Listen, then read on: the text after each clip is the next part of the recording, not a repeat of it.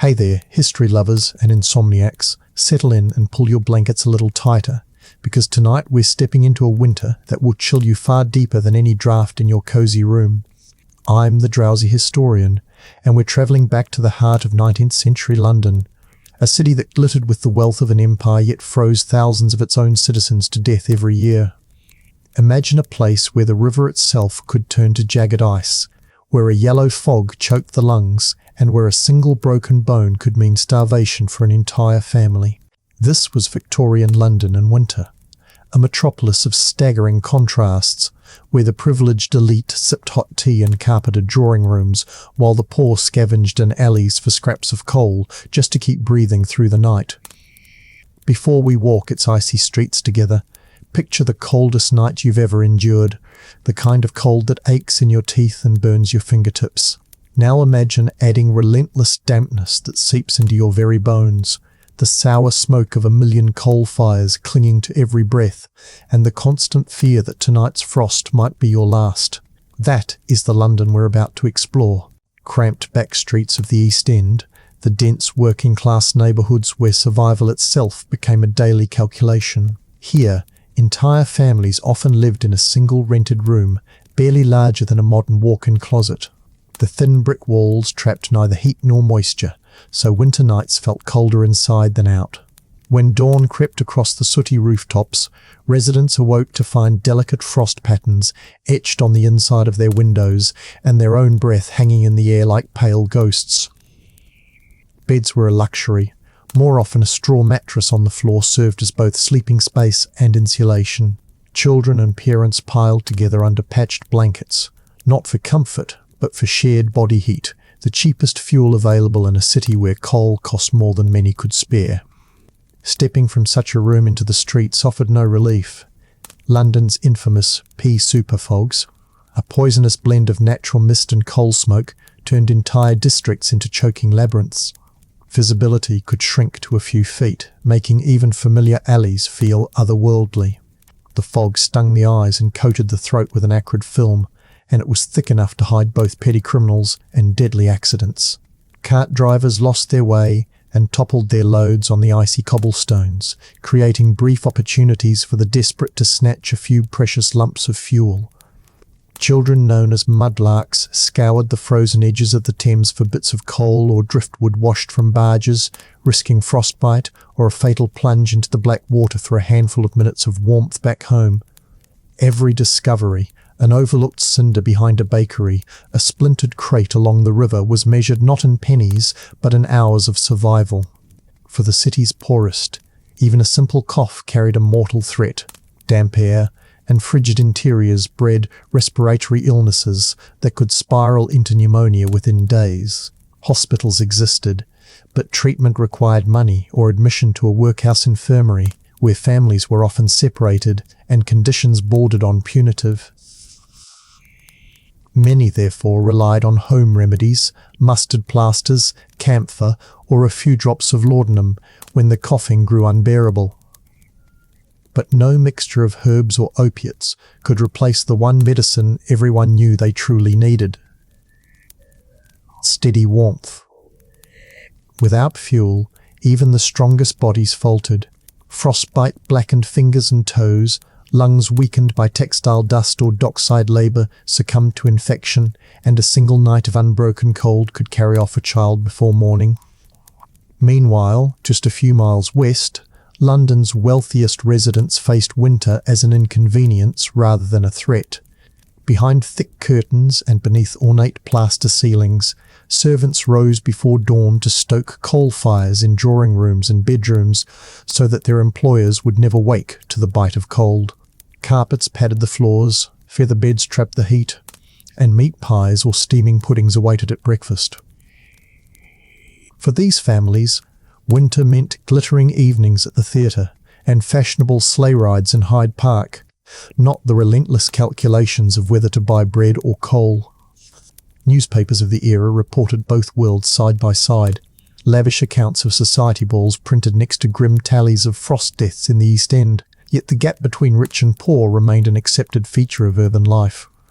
This brutal season was more than a test of endurance. It was a mirror reflecting the social order of the Victorian age. The rich displayed their prosperity in blazing hearths and gaslit streets, while the poor demonstrated their resilience in smoky alleys and icy markets. Every choice, whether to pawn a coat for food, whether to risk arrest for scavenging coal, whether to spend the last penny on medicine or fuel, carried life or death consequences. And yet, within this harsh landscape, small acts of solidarity flourished.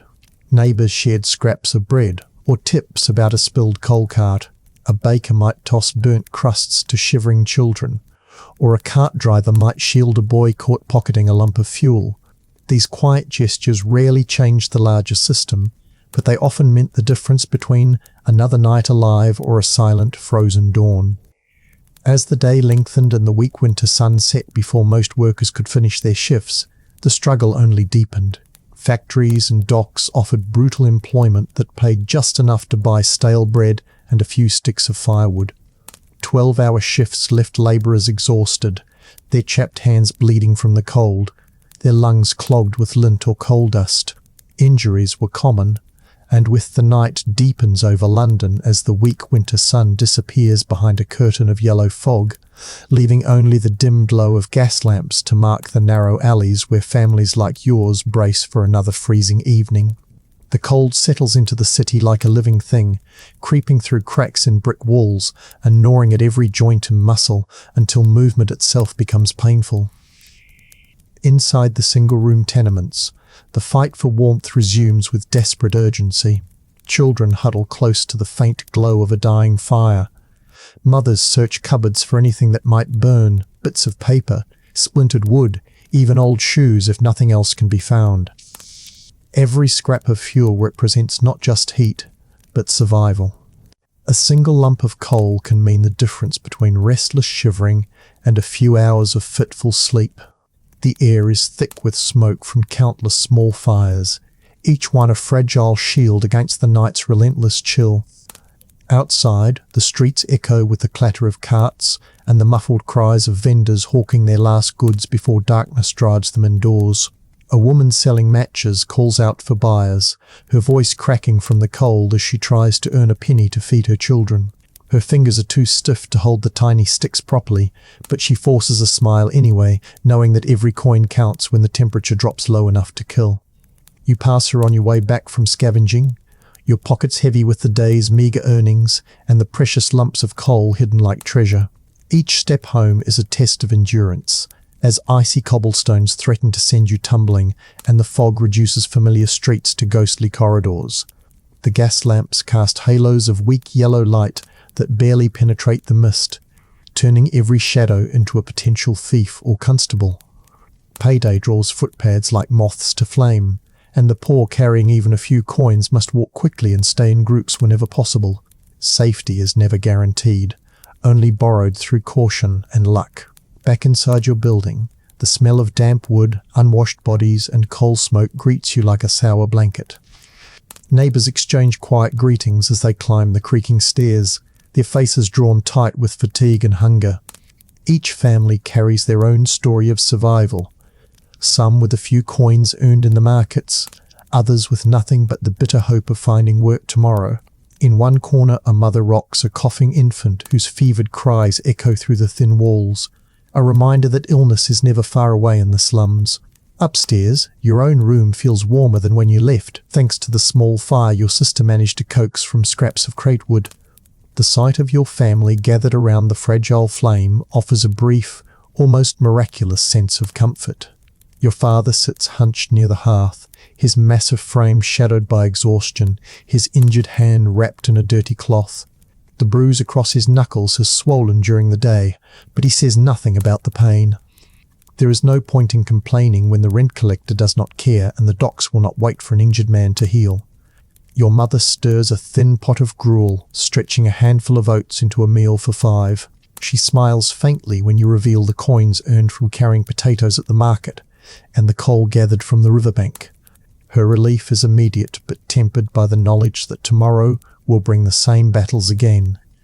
The fire crackles faintly as you share the day's small victories, a bruised apple rescued from a gutter, a crust of bread given by a kind baker, a single potato slipped into your pocket by a grateful merchant. These are triumphs measured not in wealth but in calories and minutes of warmth. Your younger brother, cheeks flushed with fever, brightens at the sight of the apple. He takes a careful bite, savouring the rare sweetness as if it were a feast. Your mother saves the larger pieces of coal for the deepest part of night, when the temperature will plunge below freezing and the risk of death is highest. Even now, she calculates how to stretch each resource, how many hours the coal will burn, how many meals can be eked from the oats, how many days remain before the landlord demands rent. Pride keeps her voice steady as she announces the plan for tomorrow. You will return to the market early in search of porter work. Emma will try for another shift at the textile factory, and your father, despite his injury, will look for light duties at the butcher's or along the docks. No one mentions the danger of further injury or illness. In this world, risk is assumed, necessity unquestioned. As night settles fully, the city outside grows quieter but never silent. Through the thin walls you hear the coughs of neighbours, the cry of a hungry baby, the sharp crack of a drunk's voice in the alley below. Somewhere a church bell tolls the late hour, the sound muffled by fog and distance. Inside, you take turns sleeping on the hard floor near the fire, while your mother keeps watch over the sick child, feeding him sips of thin broth and wiping sweat from his brow.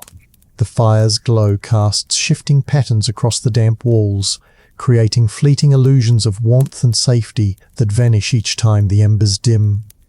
You drift in and out of shallow sleep, your body aching from the day's labour, your mind haunted by the knowledge that tomorrow will bring more of the same. Hunger gnaws even as exhaustion pulls you under. In these final moments before dawn, you understand why so many Londoners called winter the city's greatest predator. It stalks without pause, waiting for a lapse in vigilance, a missed day's wages, a single night without fuel. Yet even in this harshness, resilience flickers like the embers in your hearth. Neighbours share news of a coal cart overturned on Bridge Street, a baker rumoured to give away burnt loaves, a parish doctor who sometimes visits without charge. These whispers of opportunity spread like lifelines through the frozen slums, proof that survival in Victorian London is not merely a matter of endurance, but of community, strategy, and the stubborn refusal to surrender to the cold. Without compensation, a single accident could plunge an entire family into catastrophe. Yet people queued every morning at factory gates, hoping for even the lowest paid job, because movement meant warmth and wages meant survival. In Victorian London's winters, work itself became a form of heat. This is the world we are entering, the city wrapped in fog and frost, powered by human endurance and small kindnesses, where every breath of smoky air carried both danger and the stubborn will to live. The night is long, the cold unrelenting, and our journey into the heart of this frozen metropolis has only just begun. Chapter 2. The night has scarcely yielded when you wake to a silence thick enough to muffle even the usual creaks of the rotting stairwell. Frost crawls across the inside of the single window, the pale filigree catching what little moonlight filters through the choking London fog. The embers in the hearth are little more than dull eyes, watching the room grow colder by the hour. Your father is already on his feet, the stiffness in his bruised hand hidden behind the stoicism of long habit, while your mother tends to Jamie, whose fragile breaths form faint ghosts in the dim air. There is no time to linger. Winter does not allow for idleness, and the day's fight for warmth and food begins before the sun can lift itself over the city's smoke-blackened roofs. Outside, the tenement courtyard lies buried beneath a thin crust of fresh snow, turning the familiar filth into a deceptive whiteness. Your boots crack through the surface as you step carefully over patches of hidden ice, the cold striking through leather worn thin by months of ceaseless use. Along the street, the first milk carts rattle towards the wealthier districts, their drivers hunched beneath layers of wool, their horses breathing clouds into the bitter morning air. A lamplighter extinguishes the last of the gas lamps with practiced efficiency, his ladder leaving dark streaks against the frost-coated bricks. The city is stirring, but quietly, as though even London itself resents being woken in such punishing weather. Your path today leads once more toward the markets, where coins might be earned and perhaps a scrap of food secured before prices rise with the noon crowd. The walk is long and treacherous. Chimneys belch their black smoke into the sky, merging with the river fog to form a yellow haze that scratches the throat and burns the eyes. Carriages carrying the affluent clatter past, their passengers shielded by thick curtains and the glow of interior coal fires. Through small gaps you catch glimpses of polished boots and fur-lined coats, an entire world of comfort sealed behind panes of frost-rimmed glass.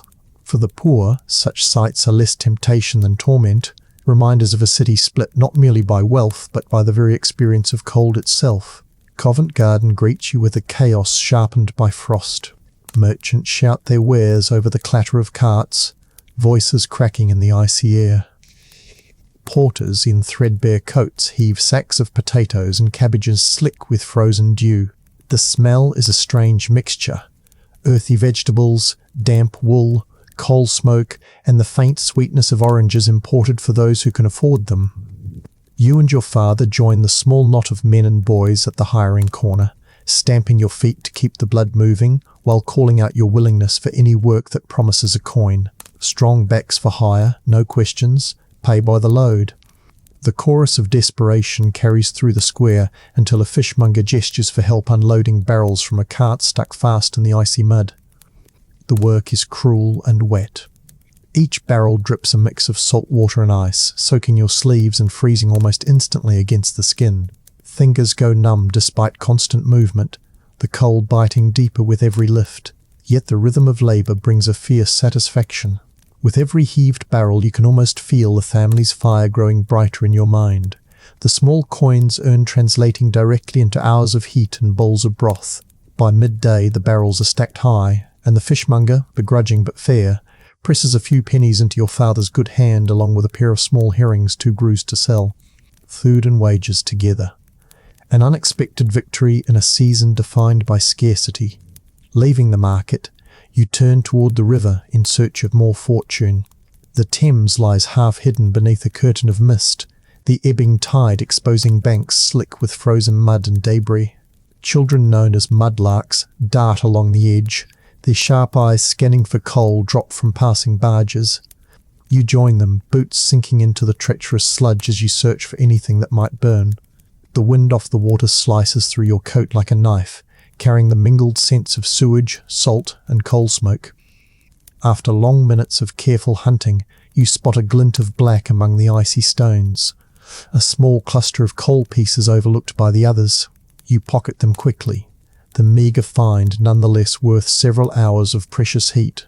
The journey back through the narrowing alleys grows perilous as the light fades early, the winter day collapsing into an afternoon that feels more like night. Fog curls around the gas lamps, turning them into blurred halos, while the cobblestones beneath your feet gleam with a treacherous sheen of ice. Neighbours pass carrying bundles of wood or scraps of food, their faces hollow but eyes bright with the grim determination that keeps the city alive through these endless cold months.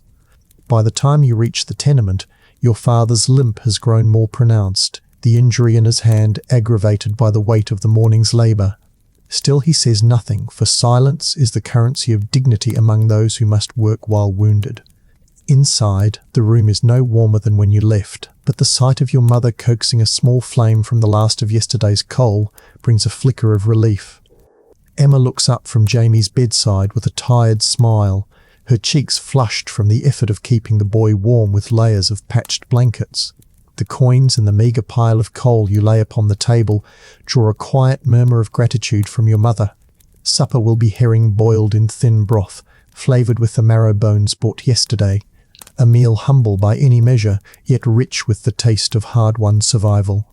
As the fire catches and the first thin wisps of warmth begin to seep into the icy room, you feel the familiar mix of exhaustion and triumph that defines every winter day in Victorian London, a fragile victory carved from cold, labour, and the relentless will to endure.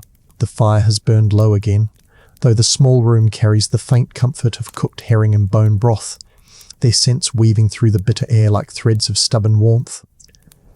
Outside, the fog presses against the window panes with a greasy persistence, its yellowish tendrils seeping through cracks in the warped frame. You and your father sit for a moment on the worn floorboards, sharing the silence that follows a day of grinding labour. Coins clink softly in your mother's hands as she counts the meagre earnings, her brow furrowed in quiet calculation. Bread tomorrow, perhaps a few scraps of coal if prices do not rise before dawn. Every penny must stretch like thin fabric pulled over a too large frame, and still it may not be enough to carry the family through the next cold snap. Jamie stirs under his blankets, the rattle in his chest softened but not gone. Your mother lays a cloth steeped in camphor across his narrow chest, the pungent vapour a poor substitute for real medicine but better than nothing. Emma sits close, reading softly from a tattered penny paper borrowed from a neighbour, her voice steady, though her eyes flick toward the door each time a draft moans through the hallway. The paper's stories of politics and distant wars feel strangely hollow in a room where survival depends on the next lump of coal, the next scrap of bread.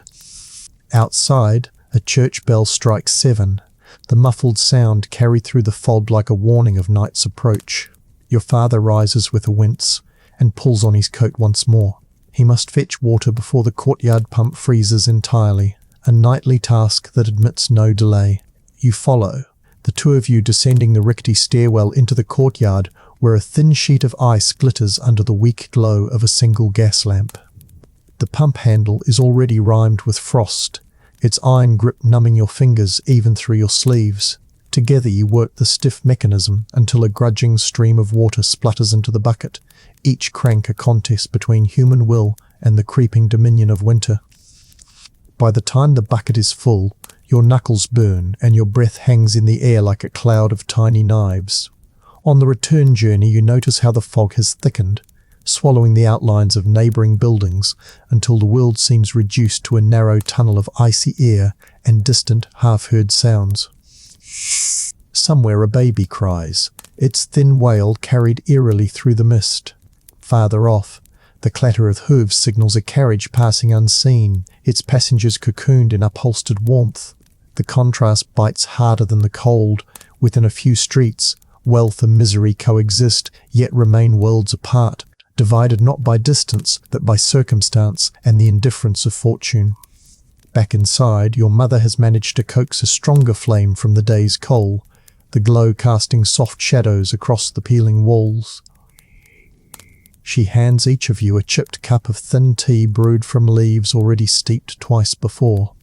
The liquid is almost colourless, yet it brings a trace of warmth to frozen hands and a fleeting sense of civility to an evening otherwise defined by survival.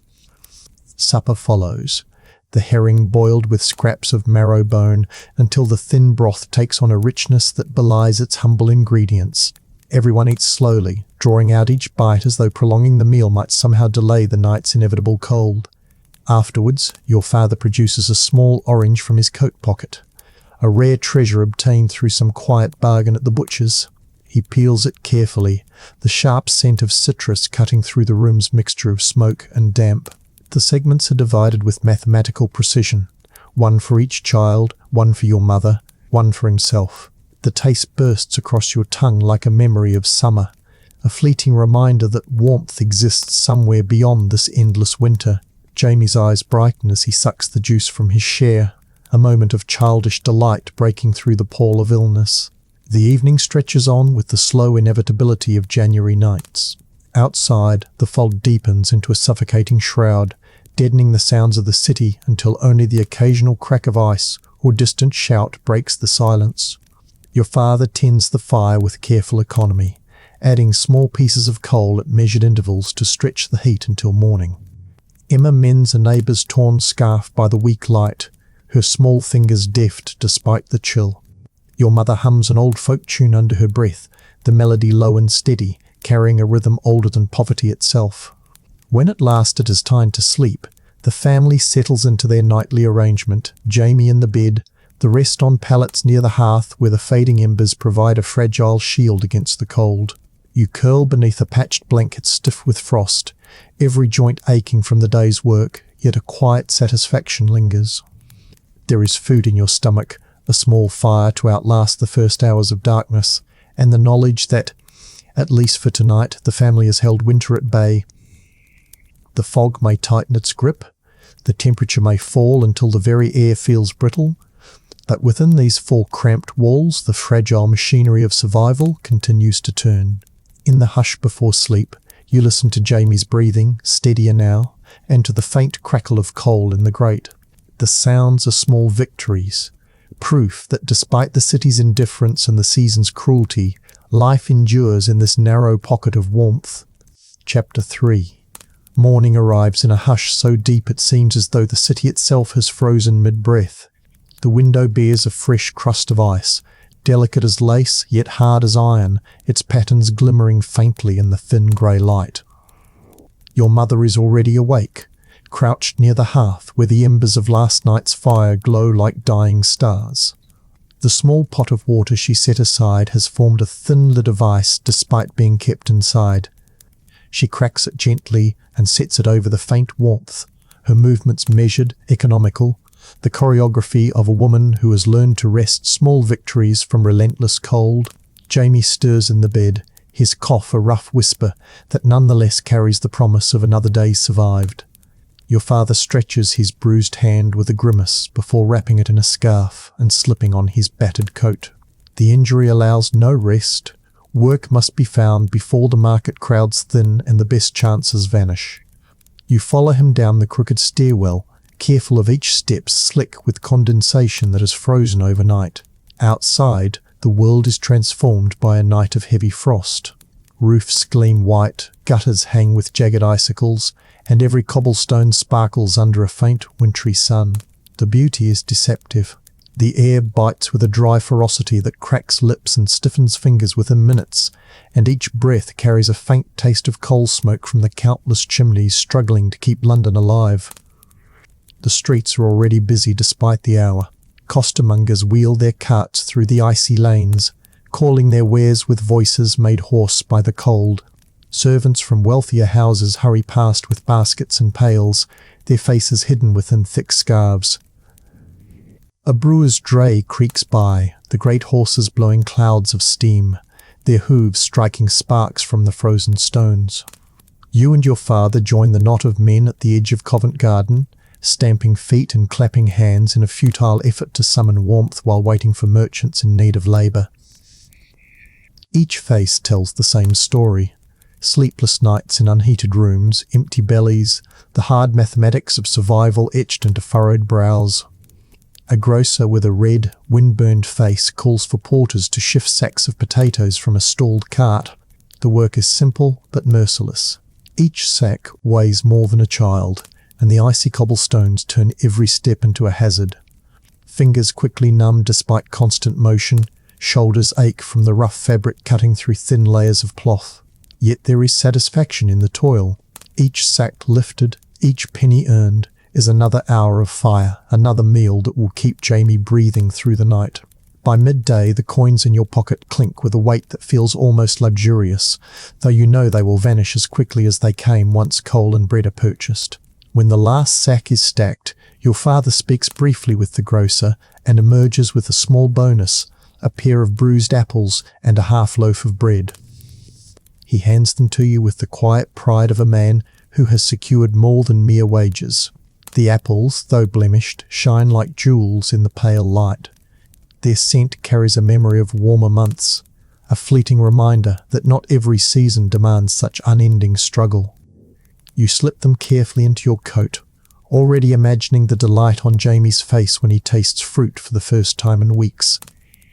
The afternoon grows colder as a fresh fog creeps in from the river, thickening the air to a damp yellow haze that stings the eyes and scratches the throat. Your father decides to try the riverside for additional work, and you follow through alleys where the fog curls like living smoke around every corner. The Thames lies half hidden beneath the shifting mist, its sluggish current carrying small floes of ice that grind softly against the embankment. Bargemen shout to one another from unseen decks, their voices echoing eerily across the water. Along the muddy banks, mudlarks scour the frozen ground for scraps of coal or driftwood, their thin figures bent like question marks against the biting wind. You join them for a time, scanning the icy sludge for anything that might burn. After patient searching, you uncover a fragment of timber and a fist-sized lump of coal, both wet but salvageable. They are meagre finds, yet each represents hours of precious heat once dried beside the hearth. As darkness gathers early, you and your father begin the long trek home. The fog thickens into a nearly solid wall, muffling the clatter of carts and turning the faint glow of gas lamps into dim halos. Every step is a negotiation with the slick cobblestones, every breath a reminder of the city's poisonous air. Passing through narrower lanes, you glimpse the lives of neighbours through cracked shutters, families huddled round fading fires, mothers rocking coughing infants, old men staring into the gloom with eyes that have seen too many winters. The sound of distant church bells signals the closing of markets and the onset of another bitter night. Back in the tenement, the room greets you with a welcome faint warmth. Your mother has coaxed the morning's embers into a steady flame using the last scraps of yesterday's coal. Emma looks up from her sewing, relief softening her tired features as she sees the small bounty you carry. The bruised apples are divided with careful ceremony, each segment savoured as though it were the rarest of delicacies. The loaf of bread, though coarse and dry, transforms the thin evening broth into a meal of unexpected comfort. As the family eats, the fog outside presses harder against the windows, but inside the fragile machinery of survival continues. A shared meal, a few more hours of fire, and the quiet resolve to face yet another London winter night. The market day's earnings lie in a neat stack upon the table, small silver coins catching the flicker of firelight as your mother counts them with a practiced eye. She sets aside the rent first, then a few pennies for coal, the remainder destined for bread, a scrap of meat if the price allows, and a scant handful of tea leaves to stretch through the coming days. Emma watches the process in silence, her needle paused mid-stitch, as though the sight of those coins might somehow multiply them through sheer concentration. Jamie, propped against a bundle of blankets near the hearth, follows each movement with solemn interest, his thin face brightened by the faintest blush of returning health. His cough remains, but the harsh rattle has softened, and the sight of food and fire seems to soothe his restless breathing. Outside, the city settles into its winter rhythm. The muffled beat of carriage wheels drifts through the fog, accompanied by the distant toll of church bells marking the evening hours. Somewhere in the warren of alleys beyond your window, a street singer croons a mournful ballad, the words lost in the damp air, but the melody carrying a melancholy beauty that fits the season. The gas lamps lining the street below glow like small moons, their light haloed by the thick yellow haze that has crept back from the river. Each flare of brightness reveals for an instant the huddled shapes of late workers and desperate scavengers before swallowing them again in shadow. Your father rises from his seat with a groan that speaks more of weariness than pain. His injured hand, still wrapped in its ragged scarf, hangs stiff at his side as he reaches for the bucket. "Water before it freezes," he mutters, though no one needs the reminder. You follow him once more down the narrow stairwell, the damp wood slick beneath your boots, the air growing colder with every step. In the courtyard, the pump handle glitters with a fresh coating of ice. The effort of coaxing a stream from its reluctant depths is a test of strength and patience, each crank of the handle answered by the creak of frozen metal and the sharp sting of cold in your bones. When the water finally gushes forth in a grudging rush, it is clouded with tiny crystals, half liquid, half ice. You fill the bucket quickly before the flow slows to a trickle and stops altogether, a silent warning of the deeper freeze to come. Back in the room, the small fire is a beacon against the encroaching night. Your mother adds a precious lump of coal, watching the sparks leap upward with the quiet satisfaction of someone who understands the difference between life and death may rest on such small gestures. Supper consists of the morning's bread, now toasted over the embers, and a thin stew enriched by the fragments of meat your father managed to obtain at the market. The aroma fills the cramped space with a richness far beyond the meal's humble ingredients, a fleeting illusion of abundance that everyone gratefully embraces. Jamie eats slowly, savouring each spoonful as though it were a feast. After the dishes are cleared, conversation turns to the day's work.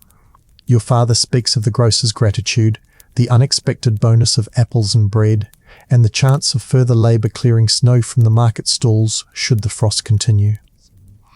Your mother listens intently, her brow furrowed not in worry, but in the mental calculation of how far such opportunities might stretch the household's fragile resources. Emma, normally quiet during these discussions, suggests returning to the match factory despite the choking dust and paltry wages. "Every penny helps," she says simply, her small voice carrying the resolve of someone far older than her 12 years. The night deepens, bringing with it a silence broken only by the occasional crack of ice from the river and the distant bark of a stray dog. The fog outside thickens until the gas lamps appear as faint, floating orbs, their glow barely reaching the slick cobblestones below. Inside, the family draws closer to the hearth, each seeking the small pocket of warmth it provides. Your father checks the door latch, a precaution against the petty thieves who roam more boldly on nights when visibility is poor. He then settles beside Jamie, adjusting the boy's blankets and placing a rough hand gently on his forehead. The touch is both a measure of fever and a silent promise of protection, a father's assurance that, for tonight at least, the cold will not win. As the final embers glow and fade, you stretch out on the hard floor, the patched blanket pulled tight around your shoulders. The air carries the mingled scents of coal smoke, damp wool, and the faint citrus of the bruised apple you saved for tomorrow. Your muscles ache from the day's labour, yet a quiet contentment settles over you. The family is together, fed, and marginally warmer than the night before. Outside, the merciless winter continues its siege, but within these fragile walls, a small fortress of resilience holds.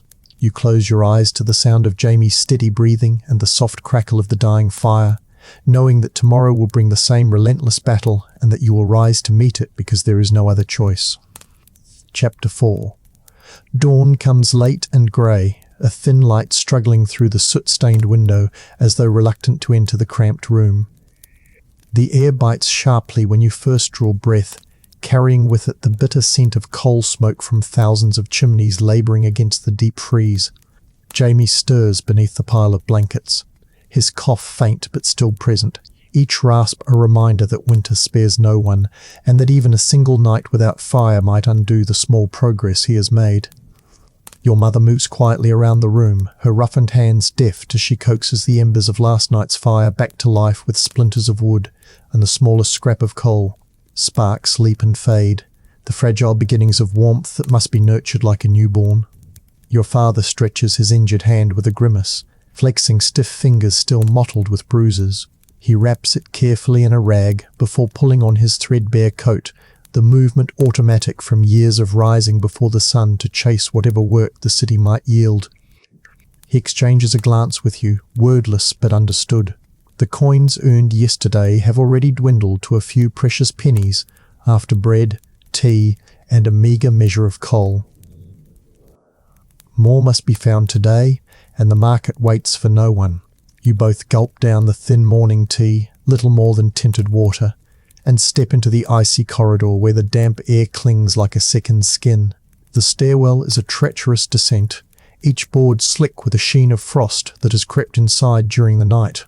Outside, London greets you with a silence broken only by the faint crunch of footsteps and the occasional groan of cartwheels over frozen cobblestones. The fog has thinned slightly, revealing a city transformed by frost into something almost beautiful. Roofs glisten with a silver crust, icicles hang from guttering like glass knives, and the gas lamps still burning cast a pale golden glow over the hard white streets. Yet beneath the deceptive beauty lies danger. The cold cuts deeper than any blade, seeping through clothing and skin into the very bones until even movement feels like a slow surrender.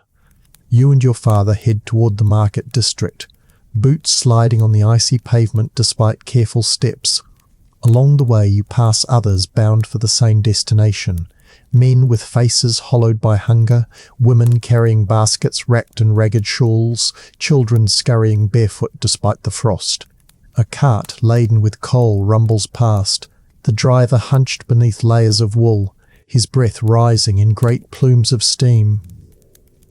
Each black lump in the cart represents warmth, survival, perhaps even life itself, Yet the price remains beyond the reach of most who watch it roll by. Your father mutters something under his breath, half envy, half calculation, before quickening his pace. At Covent Garden the market is already alive, despite the early hour. Merchants shout their wares, their voices echoing beneath the iron and glass canopy, while porters bend beneath heavy loads of vegetables and barrels of salted fish. The air is a mixture of scents, earthy cabbages, sharp onions, and the ever-present tang of coal smoke drifting in from the streets beyond. You and your father join the cluster of men waiting near the hiring corner, each hoping for a day's labour hauling goods or clearing snow. The cold makes conversation sparse, but the shared urgency binds the group in silent fellowship. Every man here knows that a missed day's wage can mean an empty hearth and a dangerous night. A fishmonger finally calls for workers to unload barrels from a stalled delivery. You and your father step forward quickly, securing a place before the crowd closes in. The work is brutal from the start. Each barrel is slick with ice, heavier than it appears, and the narrow alley leading to the storage room is coated in a treacherous film of frozen slush. Your injured father insists on taking his share despite your protests, his jaw set in a stubborn line that brooks no argument. Together you heave the barrels from cart to storeroom, breath steaming in the frigid air, muscles burning with the effort. The smell of salt and fish clings to your clothes, a sharp reminder of the sea, even here in the heart of the city. By midday your fingers are stiff with cold, the skin cracked and bleeding where the rough wood has rubbed it raw. The fishmonger, grudging but fair, pays each worker a handful of coins and offers a small reward of broken fish heads, useless to his wealthy customers, but a treasure to those who know how to boil them into nourishing broth. Your father accepts the payment with quiet gratitude, wrapping the fish carefully in a scrap of cloth. You tuck the coins into your pocket, feeling their reassuring weight, while already calculating how far they must stretch. Coal for the night, bread for tomorrow, perhaps a bit of dripping to flavour the thin gruel that passes for supper. The walk back through the market is slower now, your legs heavy from labour and the added burden of carrying your spoils. Vendors continue their calls, though the crowds have thinned with the falling temperature. A woman selling roasted chestnuts offers a fleeting breath of warmth as you pass, the fragrant smoke curling into the icy air. For a moment you allow yourself to imagine buying a small bag, feeling the heat seep into your frozen fingers, tasting the sweet nutty flesh. But the thought of Jamie waiting at home, his recovery dependent on every penny, drives the indulgence from your mind. You press on, past the tempting stalls, and into the labyrinth of foggy streets that lead back to the tenement. By the time you reach your building, the daylight is already fading, the winter sun sinking behind a curtain of yellow-grey mist. Inside, the familiar damp chill wraps around you like an unwelcome companion. Emma looks up from her sewing as you enter, her eyes widening at the sight of the fish and the precious coins. Your mother takes the bundle with careful hands, her tired face softening into a brief smile as she calculates how the unexpected bounty will stretch the evening meal. Jamie, propped against his pillows, watches with bright curiosity, the faint colour in his cheeks, a silent triumph against the cold that still prowls outside. As night settles, the fire crackles a little stronger than usual, fed by the small but vital purchase of coal your father makes with part of the day's earnings. The room fills with the savoury scent of fish simmering in a thin broth, the smell rich and comforting despite its humble origins. You sit close to the hearth, feeling the rare luxury of true warmth on your face, while your body still remembers the brutal cold of the market. Outside, London groans under another winter night, the fog thickening to a suffocating blanket. But within these fragile walls, the family holds its ground against the season's unrelenting siege. The thin broth has barely cooled before your mother begins skimming the fat from its surface, saving each shimmering drop in a chipped jar for tomorrow's cooking. Nothing is wasted in a winter that punishes extravagance with hunger. Jamie sips slowly from his cup, the warmth bringing a flush to his cheeks and easing the rasp in his throat, though the cough still lingers like a shadow that refuses to leave. Your father stretches his injured hand near the fire, the swollen knuckles stiff and angry beneath their wrapping. He says little, but the tightening around his eyes speaks of the pain he refuses to admit. Across the room, Emma works at her mending, her small fingers red and cracked from the cold, stitching with a steady patience that belies her youth. Outside, the night presses against the thin walls, a living presence of fog and frost. Through the grime-coated window, the gas lamps glow like muted stars, their light swallowed by the heavy yellow air. From somewhere down the alley comes the faint sound of a baby crying, followed by the sharp crack of a door slamming against the bitter wind. These noises drift in and out of the room like fragments of a larger story, reminders that beyond this fragile pocket of warmth, the city continues its relentless struggle for survival. Your mother hums under her breath as she stirs the pot, a melody so quiet it seems almost imagined, a thread of comfort woven into the harshness of the evening. When the meal is finished, the family gathers close to the fading fire. Your father counts the coins earned at the market, laying them one by one on the rough table. Each small disc carries the weight of a day's labour and the promise of another night of warmth. He divides the money with practised care, a few pennies for coal, a portion for bread and tea, a single shilling to be held in reserve for emergencies. There is no room for error in these calculations. A single unexpected expense, a doctor's visit, a broken shoe, a sudden rise in coal prices can unravel the delicate balance between endurance and disaster. The discussion of tomorrow's work begins almost as soon as the coins are tucked away. Your father plans to return to the market at first light in the hope of more unloading jobs. The fishmonger hinted at another delivery if the river ice allows passage. You offer to join him, but he shakes his head, suggesting instead that you visit the bakeries where delivery boys are sometimes hired for short shifts when the frost delays regular workers. Emma proposes a return to the match factory despite the choking dust, her voice steady, though her eyes betray the dread of the lint-filled air that scars young lungs. Your mother listens without interrupting, her expression calm but alert, ready to adjust the family's fragile strategy as new opportunities or dangers arise. A sudden knock at the door interrupts the quiet planning. The sound startles everyone, for visitors after dark are rare and seldom bring good news. Your father rises cautiously, his broad shoulders tense as he unlatches the door. A figure stands in the dim hallway, wrapped in a heavy shawl crusted with frost. It is Mrs. Higgins from next door, her cheeks blue with cold and her breath rising in pale clouds. In her hands she carries a small cloth bundle. "For the boy," she says without preamble, pressing the bundle into your mother's hands. Inside is a mixture of onions and camphor, a homemade remedy to ease Jamie's breathing. "Hang it near his pillow," she advises. "It helped my Tom last winter." Your mother thanks her warmly, her eyes bright with unshed tears. Neighbours' kindness is often the only medicine the poor can rely on. After Mrs. Higgins departs, the room settles again into its fragile rhythm. Your mother prepares the camphor bundle and hangs it near Jamie's head, the pungent scent filling the air with a sharpness that cuts through the musty smell of damp clothes and lingering smoke. Jamie breathes a little easier almost immediately, his small body relaxing as the vapour reaches his lungs. You watch him closely, noting the slight but steady rise and fall of his chest, the faint colour returning to his lips.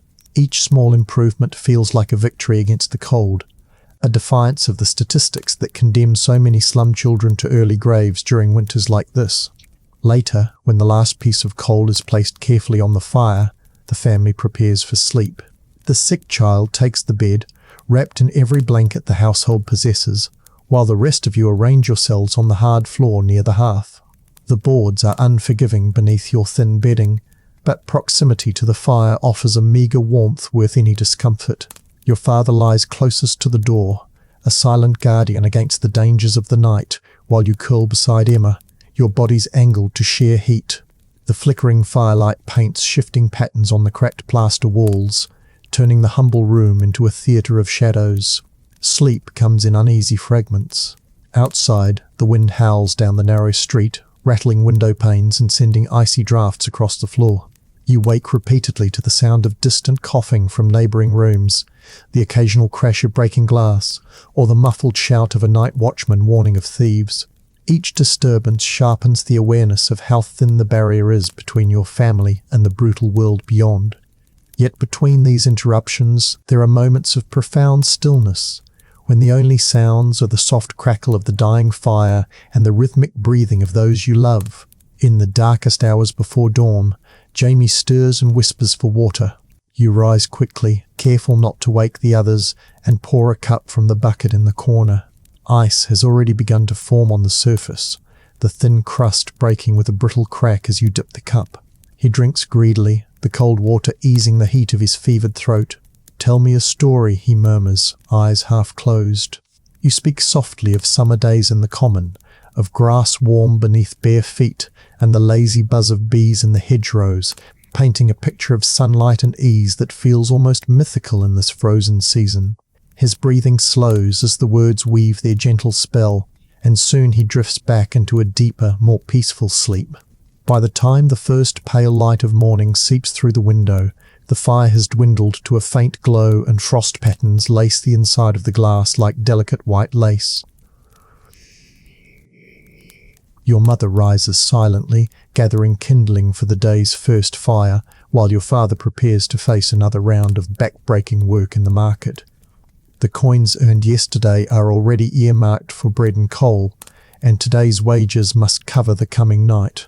There is no pause in this relentless routine, no respite from the calculations that decide whether the family will eat or shiver in darkness. Yet as you watch Jamie sleeping more peacefully than he has in days, you feel a fragile thread of hope. Against the cruel mathematics of Victorian winter, every small victory, each coin, each breath, each shared act of neighbourly kindness becomes its own quiet triumph. Chapter 5. Morning arrives with a pale glimmer that does little to soften the brutal cold gripping the tenement. Frost clings to the inside of the window like a stubborn bloom, delicate yet menacing, a silent warning that the outside world remains as harsh as ever.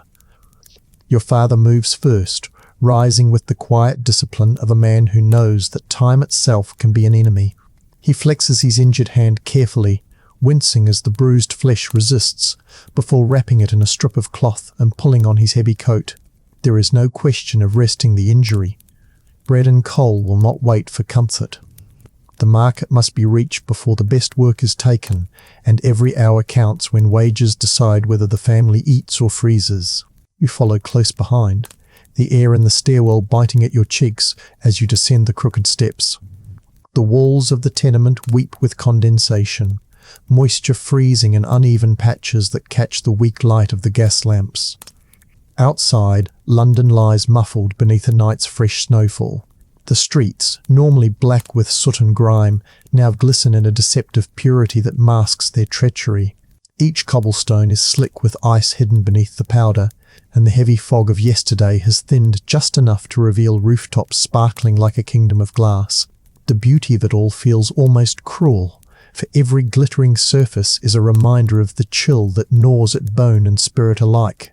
The walk to Covent Garden is slow and deliberate. You and your father pick your way through alleys where icicles hang like knives from sagging gutters, and the wind funnels down the narrow passages with a sharpness that steals breath.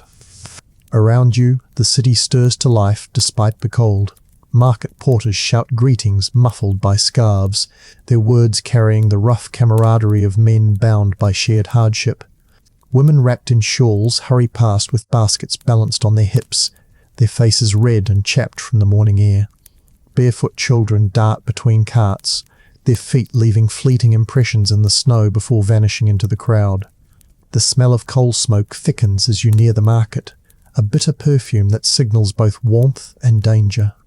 At the hiring corner, men gather in tense clusters, stamping their feet against the frozen ground and blowing on numb fingers while scanning the arriving carts. A fishmonger calls for workers to unload a delayed shipment, and your father quickly steps forward, securing a place before the crowd closes in. The barrels of salted fish are slick with ice and far heavier than they appear. Together you shoulder the weight, the wooden staves pressing hard against frozen hands already chafed raw by yesterday's labour. Each lift sends a jolt of pain through your father's injured hand, but he grits his teeth and continues without complaint. There is no luxury of weakness here. To falter is to invite hunger.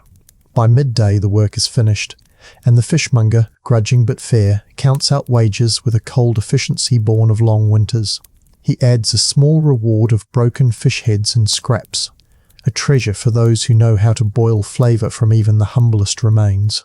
Your father accepts the bundle with a nod, wrapping it in a cloth as though handling something precious. The coins feel heavy in your pocket, a temporary victory that already carries the weight of decisions. How much for coal, how much for bread, whether a small portion might be spared for medicine if Jamie's cough worsens again. Every penny must be stretched until it screams.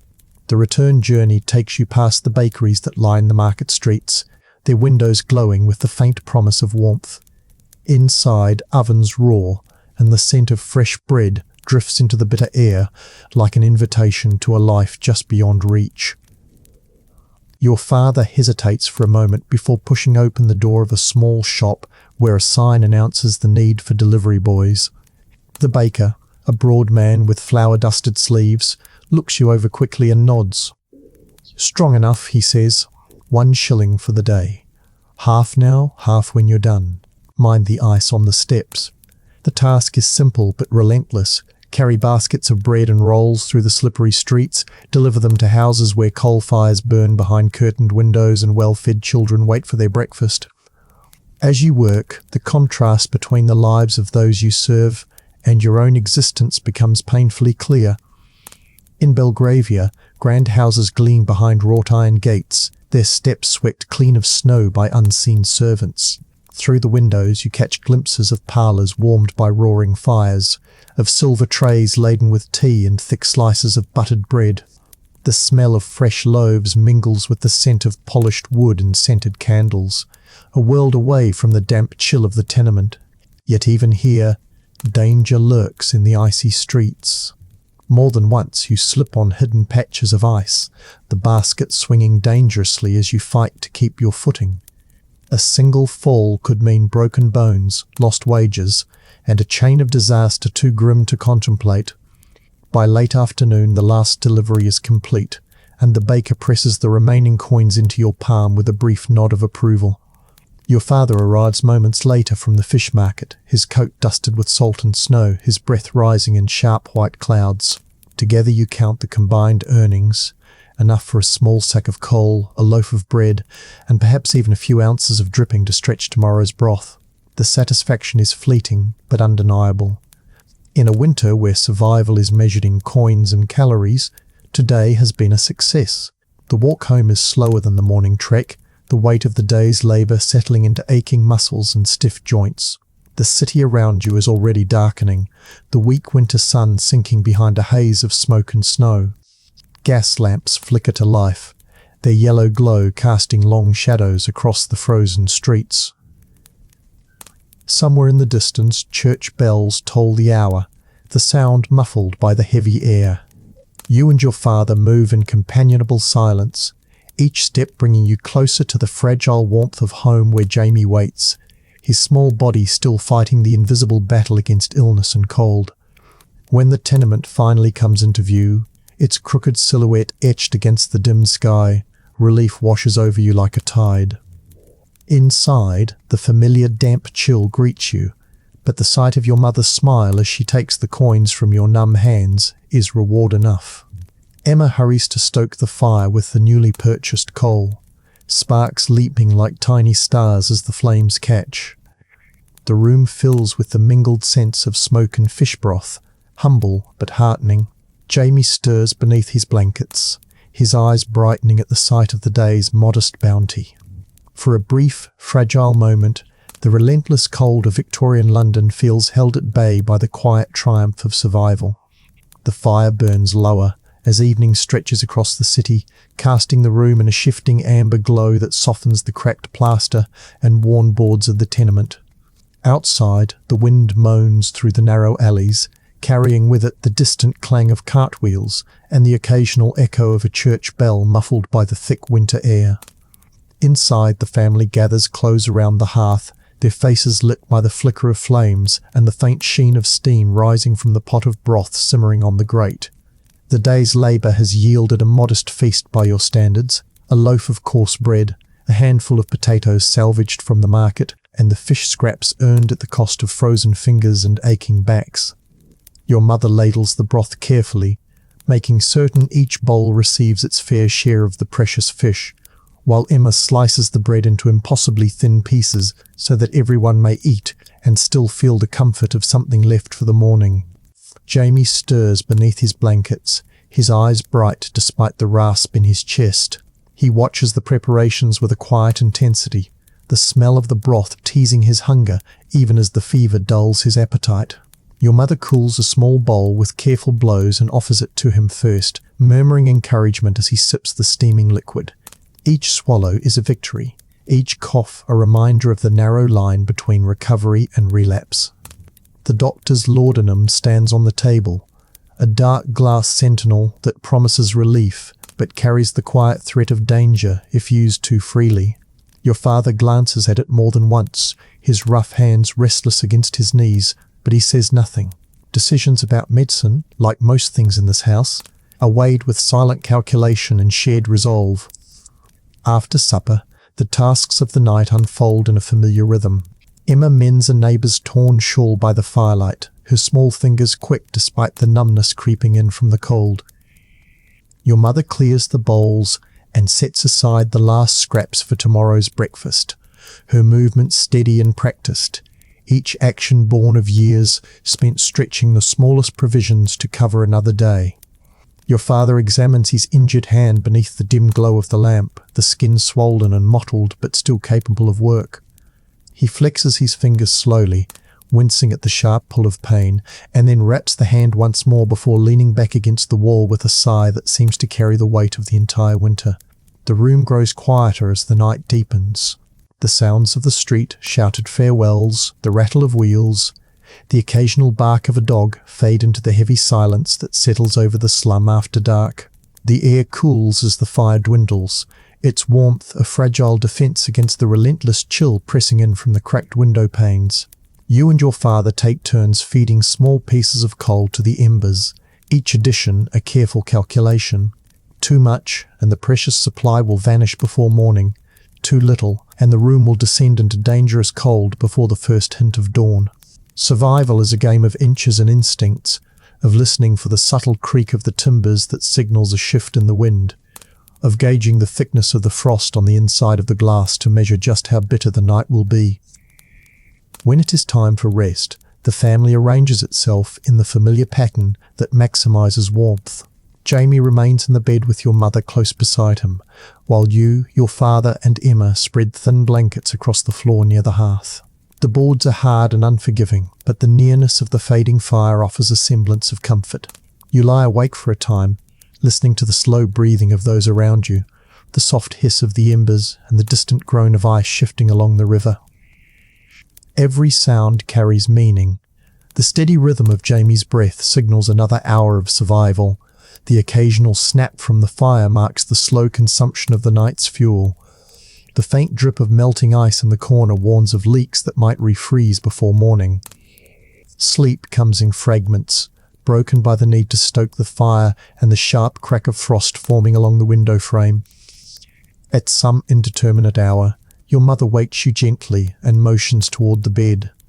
Jamie's breathing is changed, the cough deeper but strangely more productive, a sign the doctor said might indicate the turning of the illness. You sit beside him, placing a cool cloth across his forehead as he stirs. His eyes flutter open for a moment, fever bright but aware, and he whispers a few words about the dream he was having.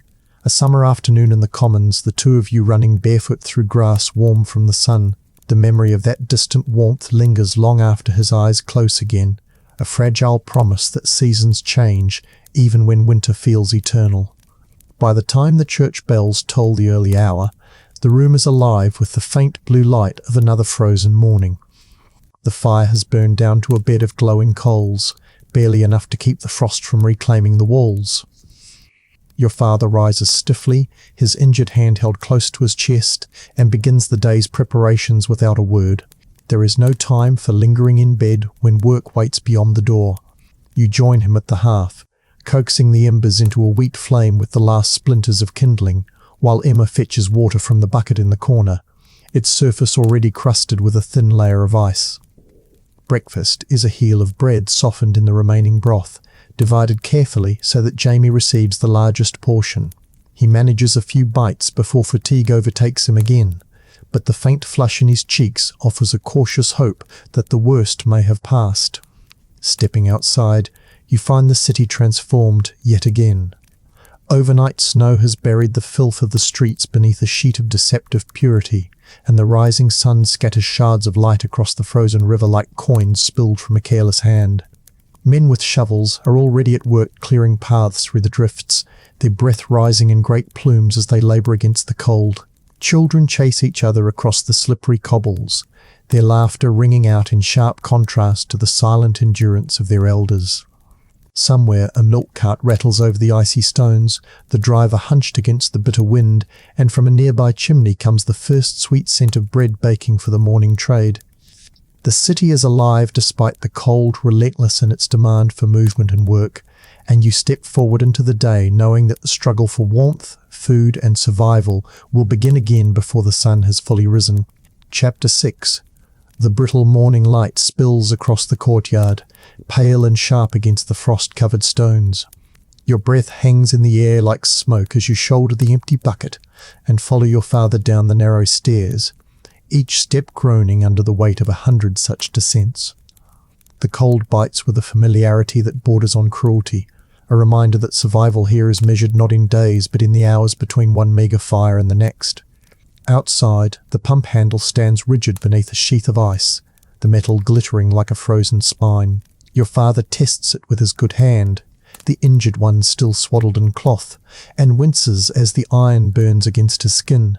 Together you coax the pump to life, the handle shrieking with every pull until a reluctant stream of water bursts forth, cloudy with tiny shards of ice. The bucket fills slowly, each splash sending a shock through your numbed fingers, and by the time you finish your breath is ragged and your joints ache from the effort. The street beyond the courtyard is already stirring. Costermongers trundle their barrows towards the markets, wheels crunching over the hard-packed snow. The smell of coal smoke hangs low, mixing with the faint tang of river fog creeping in from the Thames. Across the way, a woman wraps her shawl tighter as she carries a bundle of washing to the communal drying line, though the clothes will freeze long before they dry. Children dart between doorways chasing a battered hoop, their thin laughter echoing off the brick walls in defiance of the morning chill. You and your father exchange a brief glance, work waits, and the weather offers no mercy. At Covent Garden, the market is alive with a clamour that cuts through the freezing air. Merchants shout prices for potatoes, cabbages, and the occasional luxury of imported oranges. Porters stagger beneath sacks of produce, their boots skidding on the slick cobbles. You join the queue of day labourers, stamping your feet to keep the blood moving, while hawkers weave between you, selling mugs of weak tea and hunks of bread at prices that mock your empty pockets. A red-faced potato seller recognises you from the previous day and beckons with a jerk of his chin. "Need the wagons cleared before the noon frost sets in," he says, already turning back to his stall. Wages are thin but certain. Your father nods, and within moments you are lifting heavy sacks of tubers, the coarse burlap cutting into your palms as you stagger across the icy yard.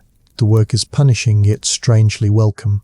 Each heave sends warmth coursing through muscles stiffened by the night's cold, and the simple rhythm of labour pushes hunger and worry to the edges of thought. Around you, the market hums with the desperate energy of winter trade. A fishmonger chips at the frozen surface of his barrels to reach the catch beneath. A butcher sharpens his cleaver with slow, deliberate strokes, his breath clouding the air as he calls out cuts meant for tables you will never see.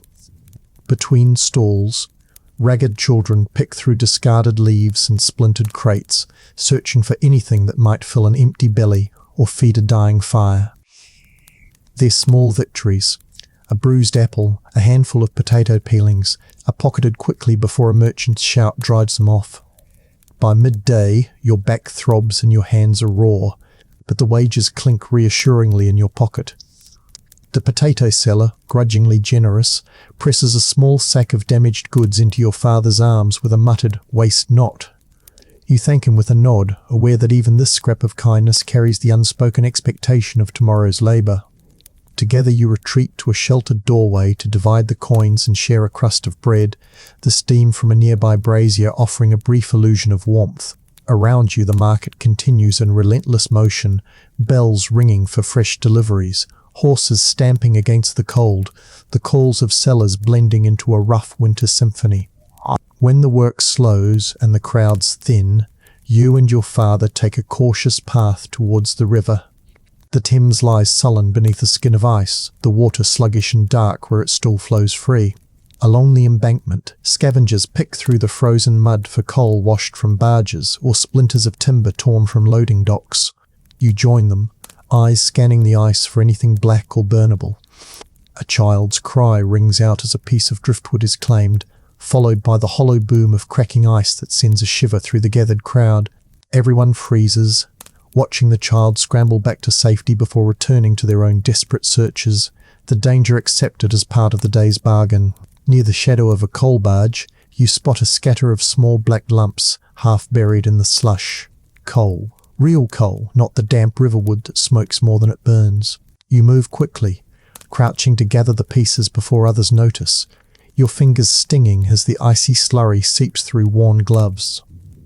Your father keeps watch, his broad frame shielding you from prying eyes until the precious handful is secured.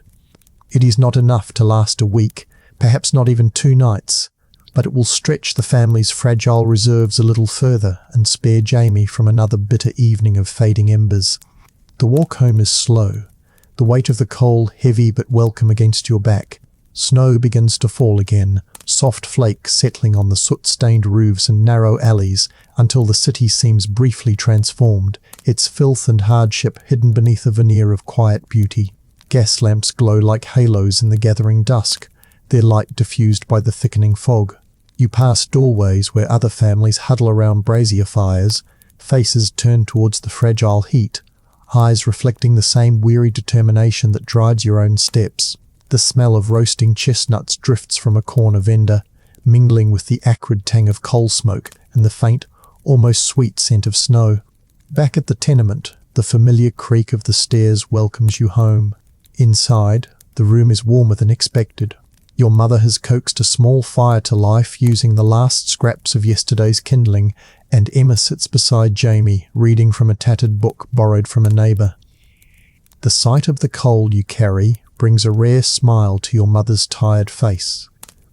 She takes the sack with a reverence usually reserved for fine silver and begins feeding the lumps into the grate one by one, each piece a promise of survival through another night.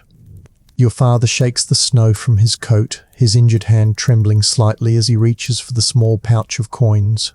"Enough for bread, maybe cheese if we're careful," he says, the words carrying both triumph and exhaustion. As darkness settles, the family gathers close once more around the strengthening fire. The potato seller's scraps simmer with onions in the iron pot, filling the room with a savoury aroma that momentarily erases the day's fatigue. Jamie leans against your shoulder, his breath warm despite the lingering rasp in his chest. Outside, the wind rises and the snow continues its silent descent. But within these thin walls, the glow of coal and the quiet murmur of shared labour create a fragile sanctuary. Tomorrow will bring its own trials, work to find, fuel to scavenge, illness to guard against. But for this moment the cold has been held at bay, and that, in this relentless winter, is victory enough. Night falls early, the last weak streaks of daylight swallowed by a sky the colour of iron. In the tenement courtyard the pump stands silent, its handle sheathed in fresh ice, while the air carries the faint groan of settling frost. Inside, your family draws tight around the small fire, each face lit by the wavering glow of coal that spits and crackles like a defiant heartbeat. The potatoes and bruised apples earned at the market rest in a wooden crate by the wall, treasures that promise another day of meals, another night of warmth. Your mother, ever vigilant, measures the coal with the precision of a jeweller, adding one lump at a time as though each piece were a gold sovereign. The room smells faintly of onion from the afternoon stew, the scent clinging to the damp plaster and mingling with the sharper tang of smoke. Jamie, propped against a pile of blankets, watches the flames with eyes half closed, his breathing steadier than the day before, though still marked by the faint whistle of illness. Outside, the city mutters and sighs. The distant rattle of cartwheels echoes along the narrow streets, followed by the mournful cry of a hawker selling chestnuts to late wanderers. Somewhere, a church bell strikes the hour, its tone softened by the fog that rolls in from the river like a living thing. You hear the creak of the stairwell as neighbours return from their own battles with the cold, boots scraping ice from the steps before vanishing into doorways. Every sound carries a weight in the silence between gusts of wind, a reminder of how thin the barrier is between survival and exposure. The walls of your room may be cracked and damp, but they are walls nonetheless. And tonight that is no small blessing. Your father stretches his injured hand towards the fire, wincing as the heat stings frozen skin back to life. Tomorrow, he says quietly, the butcher may need shovelers for the drifts outside his shop. The storm left half the street impassable. He speaks not with hope, but with calculation, already measuring how many hours of back-breaking work might translate into coins and scraps of meat. Your mother nods, her eyes never leaving the fire. "Take the boy," she murmurs. "2 pairs of hands bring more than one, and we'll need every penny before the next freeze." There is no debate, only the practical exchange of plans that winter demands. Work is not a choice, but the thin line that separates the living from the lost. Sleep comes in fragments. The floor is hard beneath the single blanket, and the cold presses through even the thickest layers of patched clothing. You wake repeatedly to the sound of Jamie coughing, or to the shrill hiss of wind forcing its way through the ill-fitted window. Once, near midnight, the fire gutters low and you rise to feed it a final piece of coal, knowing that nothing but ash will remain by dawn.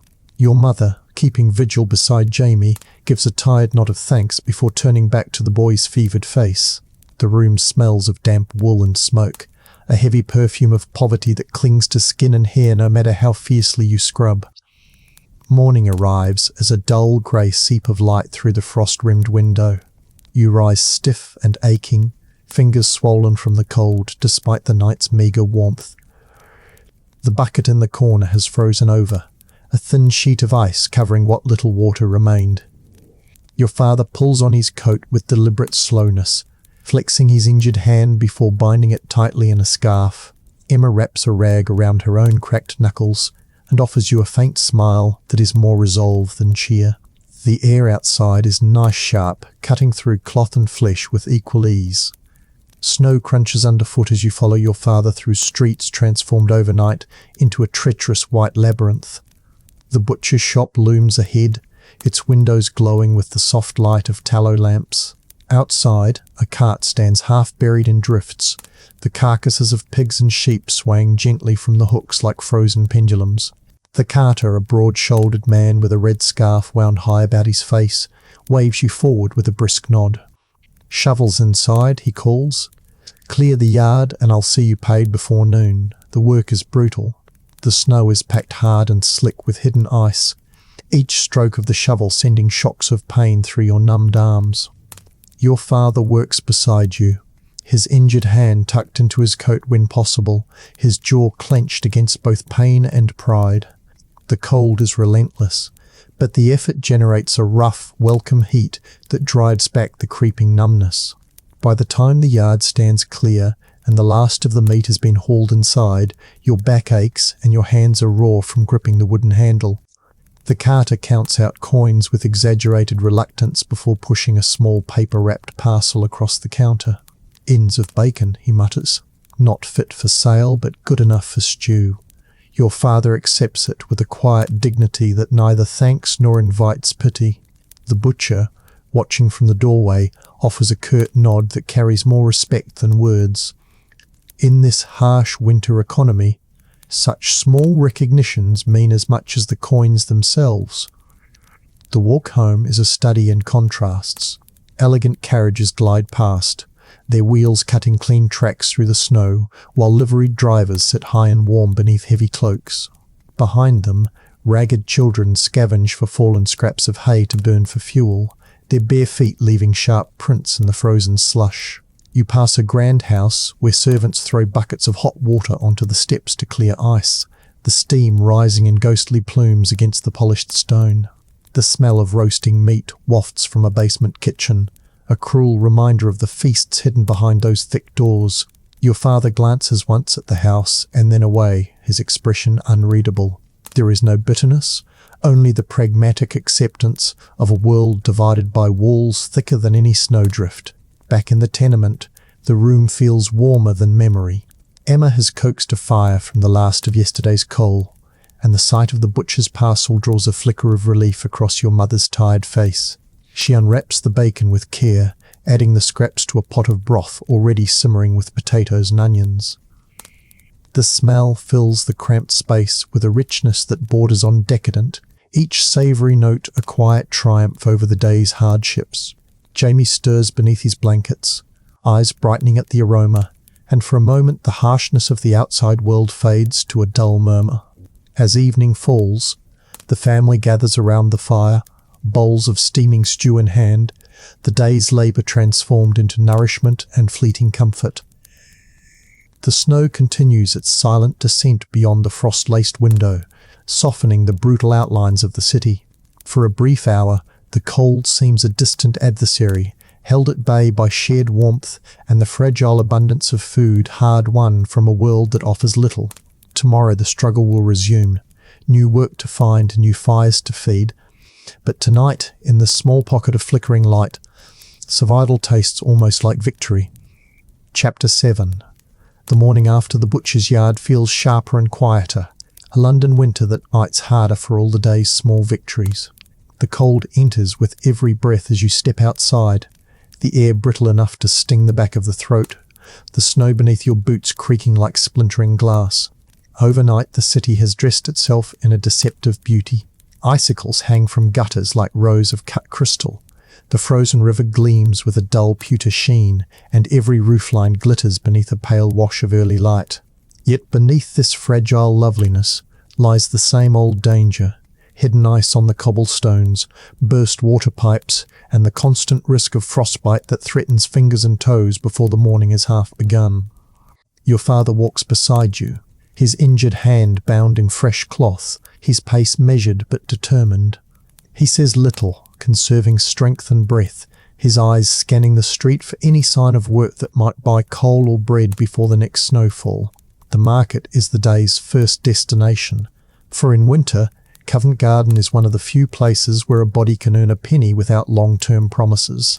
Even in the deepest freeze, carts of vegetables, sacks of potatoes, and barrels of salt fish must be moved from wagons to stalls, and merchants will always pay for strong backs willing to labour in the cold. As you and your father approach, the sound reaches you first, the calls of traders hawking their wares, the groan of wooden wheels, the thud of sacks landing on icy ground. The air is thick with the earthy smell of root vegetables and the sharper tang of smoke from braziers set up to keep vendors from freezing. Men and boys stamp their feet against the cold, each call of porter here a plea and a challenge. Your father joins the chorus with a single raised hand.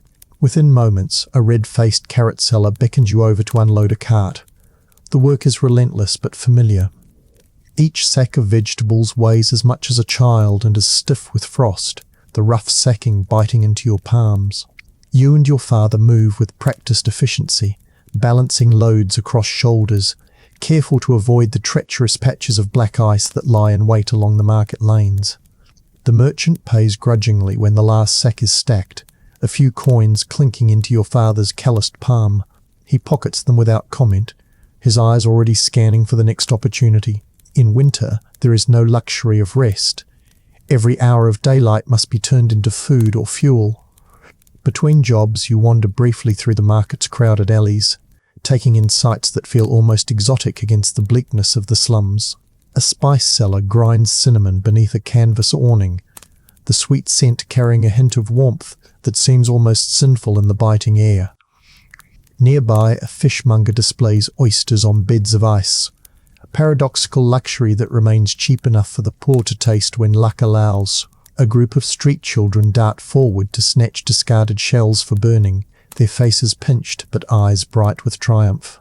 Your father notices your gaze and gives a faint smile. "Another time," he says quietly, though both of you know that even a penny spent on oysters is a penny lost to coal. By midday, the sky begins to darken again, heavy clouds rolling in from the river like a warning. Merchants shout louder, eager to complete sales before the next storm drives customers away.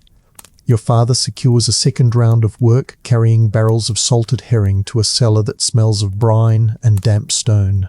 The steps are slick, the barrels unwieldy, and each trip tests the limits of your frozen muscles. The foreman watches with a sharp eye but offers no help. Payment comes in silence when the job is done, a small stack of copper coins and a nod that serves as dismissal. Your father tucks the coins into his coat, flexing his injured hand with a wince that he tries to hide. The journey home takes you past the grander streets of the West End, where the contrast between wealth and want is impossible to ignore. Carriages wait outside tall townhouses, their lamps glowing amber in the thickening twilight. Servants hurry from door to door carrying parcels of fine food, their cheeks flushed from indoor warmth rather than the lash of the wind.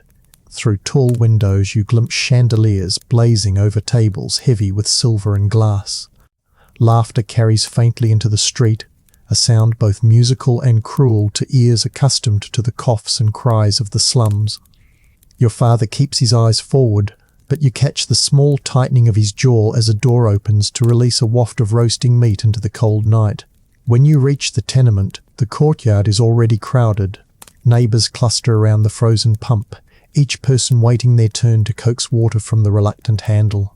The ice has thickened since yesterday and the pump groans with each movement, producing only a thin stream that freezes almost before it hits the waiting buckets. Your father joins the line, exchanging nods with familiar faces, while you hurry upstairs to relieve your mother. Inside, the room carries the faint comfort of lingering warmth. The morning's fire has burned low, but the scent of bacon stew remains, a reminder of the previous night's small feast. Jamie sleeps fitfully, his breathing less ragged though still punctuated by occasional coughs. Emma sits beside him, mending a neighbour's shirt by the light of a single candle.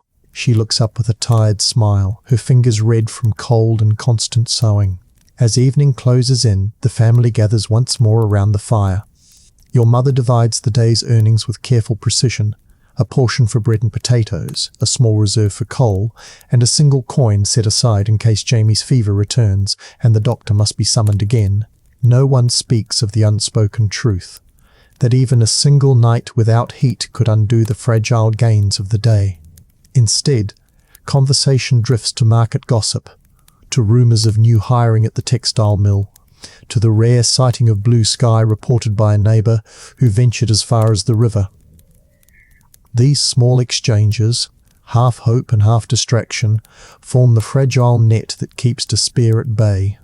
Later, when the younger children are asleep and the fire burns low, you sit by the window and watch the snow begin again. The street below is muffled and strange, gas lamps casting halos of light that dissolve into the drifting flakes. Somewhere in the distance, a church bell tolls, the sound softened to a melancholy hum.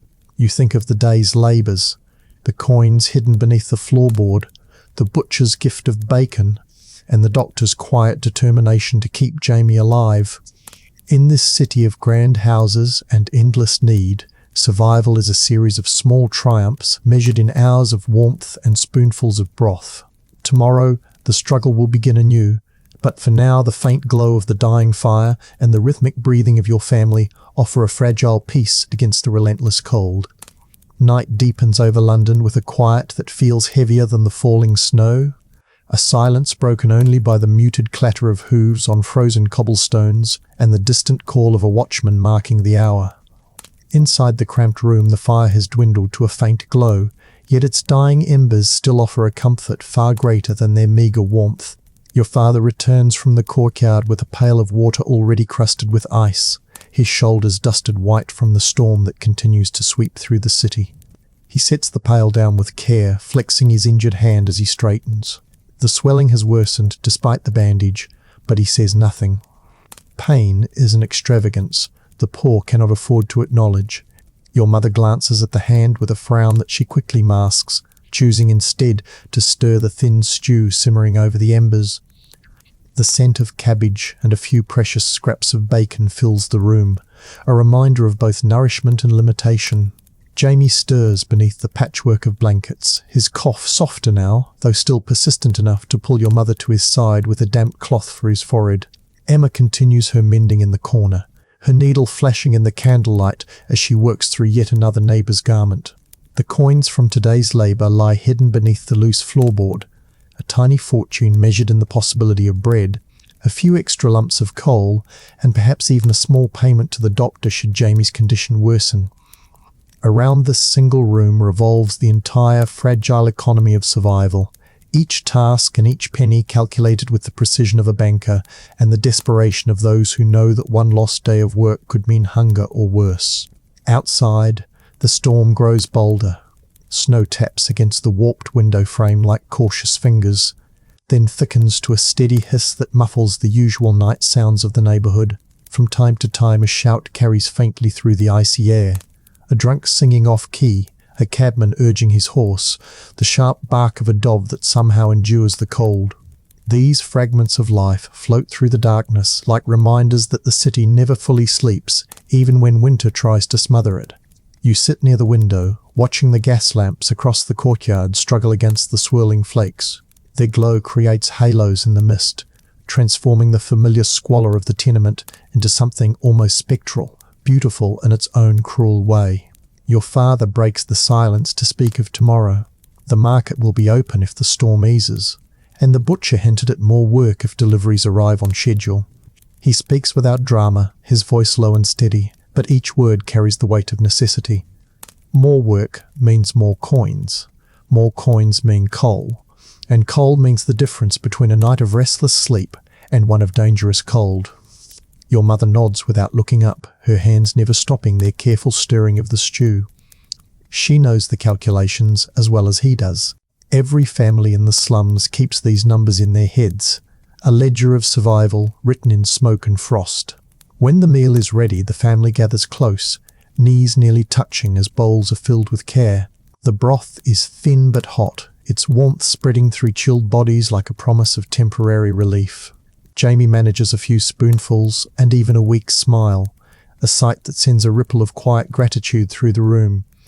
Your father takes less than his share, pretending not to notice when your mother slides an extra ladle into your bowl. These small acts of silent sacrifice are as constant as the cold itself, a pattern repeated in countless homes across the city where parents trade their own comfort for the chance to keep children alive. After the meal, conversation drifts to the neighbours.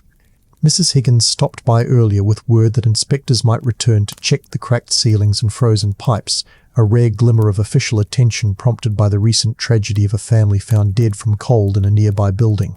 The possibility of enforced repairs brings a cautious hope, though experience warns against trusting parish officers to act quickly or thoroughly. Still, even the rumour of change sparks whispered plans, which leaks might finally be sealed, which drafts blocked, which walls reinforced against the relentless winter. As the hour grows late, the family prepares for another night of layered blankets and shared warmth. Your mother arranges the bedding with practiced efficiency, placing Jamie closest to the fire while you and Emma settle along the floorboards where the chill seeps through the cracks. Your father remains seated for a moment longer, gazing into the dimming embers, as though measuring the distance between what has been endured and what still lies ahead. His silence speaks of exhaustion, but also the stubborn resolve that winter cannot fully crush. Sleep comes in uneasy fragments, punctuated by the occasional cough or the creak of timbers strained by the cold. At some point in the small hours you wake to find the room bathed in a faint silver light. The storm has paused, leaving a stillness so complete it feels almost sacred. Patterns bloom across the inside of the window like delicate ferns, each crystal a tiny miracle of geometry formed in the breath of suffering. You rise carefully, pulling your coat tighter, and peer outside. The courtyard lies buried beneath a fresh layer of snow, its filth hidden beneath a deceptive purity. Across the city, chimneys send thin trails of smoke into the moonlit sky, each wisp a sign of another family fighting the same endless battle for warmth. As dawn approaches, faint sounds of renewal begin to stir. Somewhere, a milk cart rattles over the frozen stones, its horse snorting clouds of steam. A church bell tolls faintly through the crystalline air, marking another day of struggle before the brief respite of spring. Behind you, Jamie coughs, but the sound is softer, less threatening than the wet rattle of previous nights. Your mother shifts in her sleep, her hand resting lightly on his chest, as though to guard him against the cold itself. For now, the family endures. The coins hidden beneath the floor, the neighbours' quiet kindness, and the stubborn will to survive form a fragile bulwark against the unyielding season. Outside, the city waits with its endless demands. But inside this small room, the faint warmth of shared breath holds back the brutal winter for one more precious day. Chapter 8. Morning creeps into the room with a thin grey light that carries no warmth, only the pale promise of another day to endure.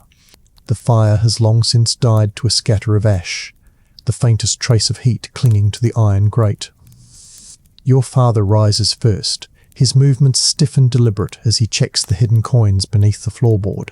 The small tin rattles softly, a sound both comforting and cruel in its reminder of how little stands between the family and disaster. He wraps his injured hand with fresh cloth, the swelling now so pronounced that each turn of the bandage draws a wince he tries to hide. Your mother stirs beside Jamie, her face drawn but determined as she smooths the boy's damp hair and presses a hand to his forehead. The fever has eased, though the relief is tempered by the knowledge that winter fevers often retreat only to return without warning. Outside, the street is alive with the muffled noises of early labour. Shovels scrape against frozen cobbles as neighbours carve narrow paths through the night's heavy snowfall. The air holds the metallic bite of frost, sharp enough to sting the lungs with each breath.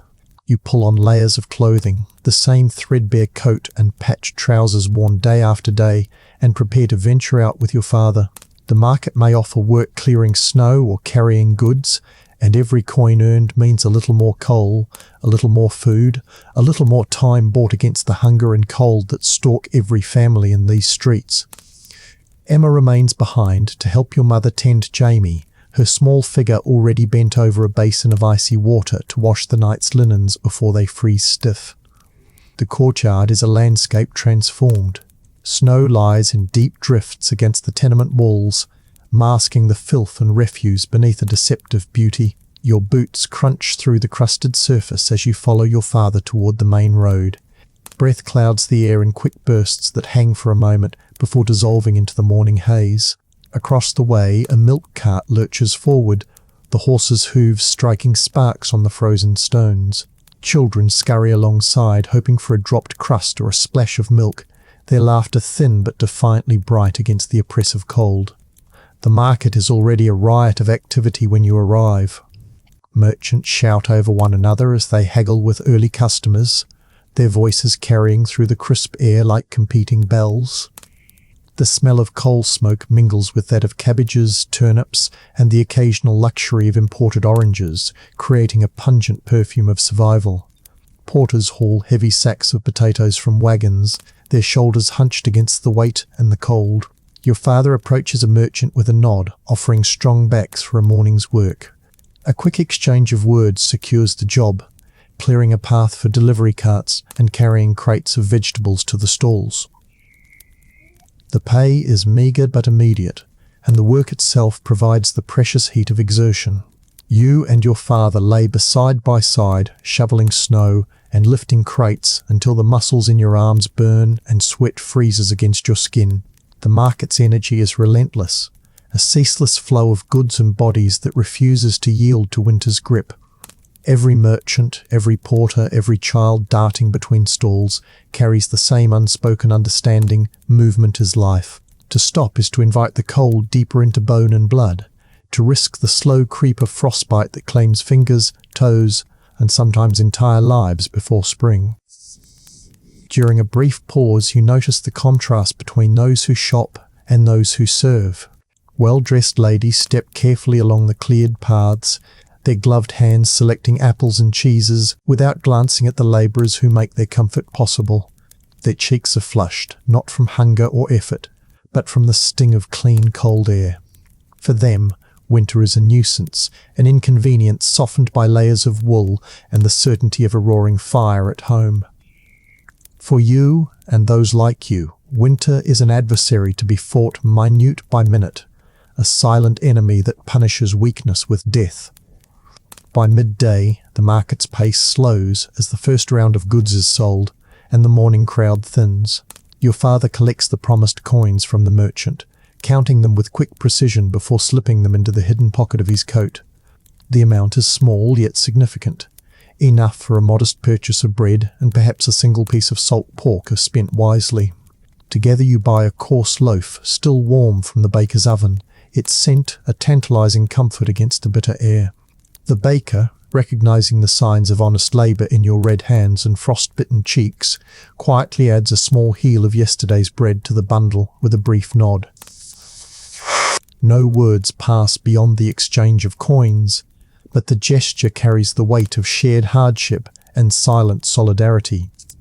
On the walk back, the streets have grown busier, the afternoon bringing out vendors of hot eels, chestnuts, and steaming meat pies. The aromas are almost unbearable after hours of work on an empty stomach. Your father keeps a steady pace, resisting the temptation to spend precious coins on immediate satisfaction. Food must stretch to feed everyone, and every purchase is weighed against the cost of coal, the medicine Jamie may yet require, and the landlord's inevitable demands. Passing a group of street children gathered around a brazier, you catch the flicker of their eager eyes as they watch a vendor ladle out thin cups of pea-soup. Hunger is a constant companion, a shadow that follows each step no matter how much bread is carried home. By the time you reach the tenement, the brief winter sun is already sinking, casting long blue shadows across the snow. The familiar smell of damp wood and coal smoke greets you as you climb the creaking stairs. The coins in your pocket are reassuring weight despite their meagre value. Inside the room, the air is slightly warmer, the result of Emma's careful coaxing of a small fire from the last of the morning's coal. Jamie lies propped against a pillow, his eyes brighter than yesterday, though still ringed with the dark shadows of illness. Your mother looks up with quiet relief as you enter, her gaze lingering on the bundle of bread as though it were a treasure fit for royalty. As evening settles, the family gathers once more around the modest fire. The loaf is sliced with mathematical precision, each portion calculated to provide both nourishment and the illusion of abundance. Your father recounts the day's work in a low voice, describing the market's clamour and the slow thaw of the frozen pump that sent icy water spilling across the cobblestones. Jamie listens wide-eyed, his imagination transforming these mundane details into stories of adventure. The sound of his quiet laughter is worth more than any coin, a fragile melody of hope that momentarily pushes back the oppressive weight of winter. Outside, the wind rises again, rattling the window and carrying with it the faint echo of church bells marking the end of another day. You feel the ache of tired muscles and the lingering burn of cold in your fingers, but beneath it all runs a current of cautious optimism. The coins earned, the bread shared, the small improvement in Jamie's colour, each is a victory in the ongoing campaign against the season's cruelty. Tomorrow will bring its own trials of hunger, labour and biting frost. But tonight the family rests in the fragile warmth of survival, united by the unspoken vow to endure whatever the winter dares to deliver next. The night stretches long and uneasy, the tenement groaning softly in the cold as the wind prowls through every crack and gap in the worn brickwork. Inside the small room, the fire has burned down to a faint glow, its warmth too weak to drive back the damp that creeps along the floorboards. Your father sleeps in snatches, his injured hand cradled against his chest, while your mother keeps a quiet vigil beside Jamie. The boy's breathing has steadied, but remains fragile, each rise and fall of his narrow chest a reminder of how slender the line is between recovery and relapse. Outside, the streets lie buried beneath another layer of fresh snow, their usual stench subdued but not entirely masked by the sharp scent of frost. The city waits in a hushed suspension, its countless lives all locked in their own silent contests with hunger and cold. When morning finally arrives, it brings a bleak, silvery light that filters through the cracked window and dances across the frosted panes. You wake stiff and sore, the remnants of yesterday's labour clinging to every muscle. Your mother is already up, coaxing life from the embers with a careful hand. The smell of thin broth drifts through the room, a small comfort against the raw chill. Emma wraps a scarf around her neck and joins you in pulling on layers of patched clothing. There is no question of staying in. The market will need workers to clear the night's heavy snowfall, and the butcher has hinted at more deliveries if the streets can be made passable. Each coin earned will be measured in food, coal, and the fragile hope of keeping Jamie's fever from returning. The stairwell is slick with ice where the burst water pipe has left its mark, and every step down feels like a gamble. Outside, the courtyard is a harsh white landscape of frozen footprints and jagged drifts, the air so sharp it cuts the inside of your nose with each breath. Your father follows behind, his face set in a mask of quiet determination as he tucks his bandaged hand deeper into his coat. The walk to the market is both familiar and treacherous. Icicles hang like glass daggers from roof edges, and the sound of distant church bells drifts through the muffled stillness. Along the way you pass neighbours already at work, some shoveling snow for a few pennies, others hauling water from distant pumps in buckets that freeze around the edges before they can reach home. Survival in these streets is a visible, relentless labour. By the time you reach the market, activity has already begun in earnest. Merchants shout their wares over the scrape of shovels and the clatter of wooden wheels. Porters carry heavy crates of vegetables and sacks of potatoes across the slick cobblestones, their breath rising in great white clouds that mingle with the ever-present coal smoke. Your father finds the butcher's cart awaiting with a new delivery, a broad-shouldered man whose rough manner hides a grudging respect for those willing to work through the worst of the weather. Without ceremony, he assigns you and your father to carry sides of beef from the cart to the cold room, each slab of meat stiff with half-frozen blood. The work is brutal, the weight staggering, but the physical effort brings a heat to your limbs that no fire could match. The smell of raw meat and sawdust clings to your clothes as you labour through the morning. Each trip across the icy yard is a test of balance and strength, the risk of a fall carrying consequences beyond mere bruises. A single slip could mean broken bones, and with them the loss of work, income, and perhaps even life. Yet the rhythm of the work becomes oddly soothing. Lift, carry, stack, return. The market buzzes around you, a constant reminder that life persists even in the harshest cold. Children dart between stalls in search of discarded scraps. Women barter fiercely for bruised vegetables, and men with faces hardened by years of winter labour shout greetings above the din. The air smells of coal smoke, damp wool, and the faint sweetness of roasting chestnuts from a nearby brazier. At midday, the carter pays you both with a handful of coins and, in a quiet act of rough kindness, presses a small bundle of marrow bones into your father's good hand. "Good for broth," he mutters, turning away before gratitude can be expressed. The gift is more than food. It is recognition of shared hardship, of the unspoken fraternity among those who labour on the cold's front lines.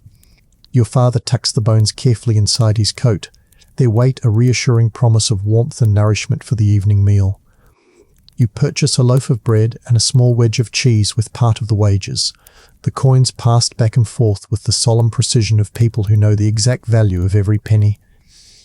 The walk home is slower than the morning's journey. The snow has grown heavier, blurring the edges of buildings and muffling the usual clamour of the streets.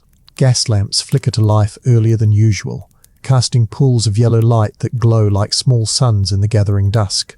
You pass familiar landmarks rendered strange by the storm, the leaning lamppost now crowned with a cap of snow, the open sewer along the street edge disguised as an innocent ridge of white.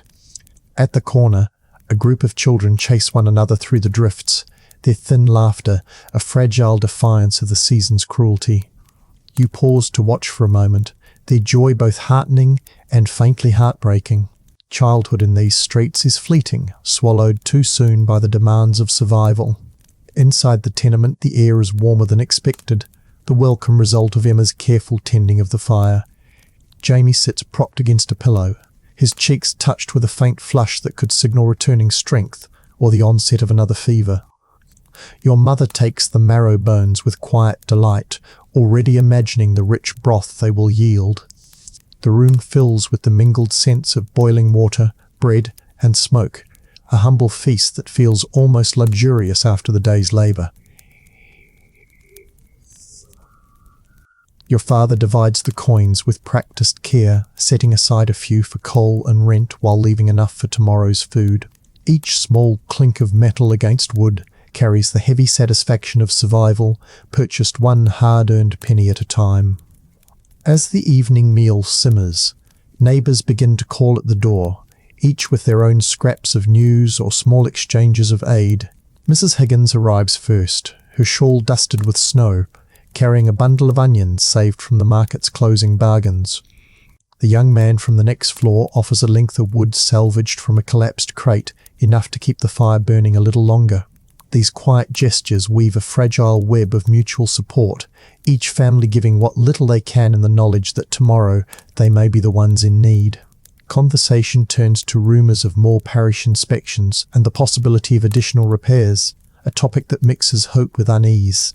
Repairs mean temporary disruption, but also the rare promise of safer walls and ceilings. Night falls early, the storm outside reducing the city to a blur of white and shadow. Inside, the family gathers close around the fire, sipping the hot marrow broth that fills the room with a savoury richness. Jamie takes his portion slowly, the warmth bringing a faint colour back to his cheeks. Your father watches him with a quiet pride that softens the hard lines of his face. For a few precious moments, the howling wind and the endless worries fade into the background.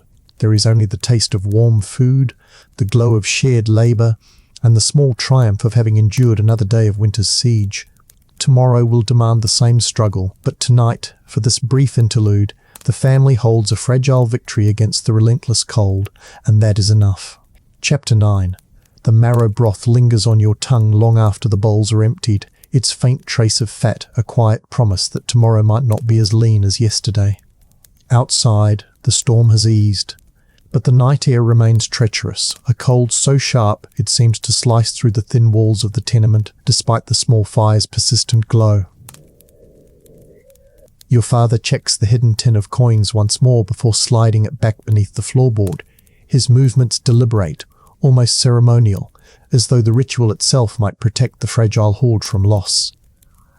Jamie sleeps beside the fire, his breathing steadier now, but each soft exhalation carries a weight of unspoken fear.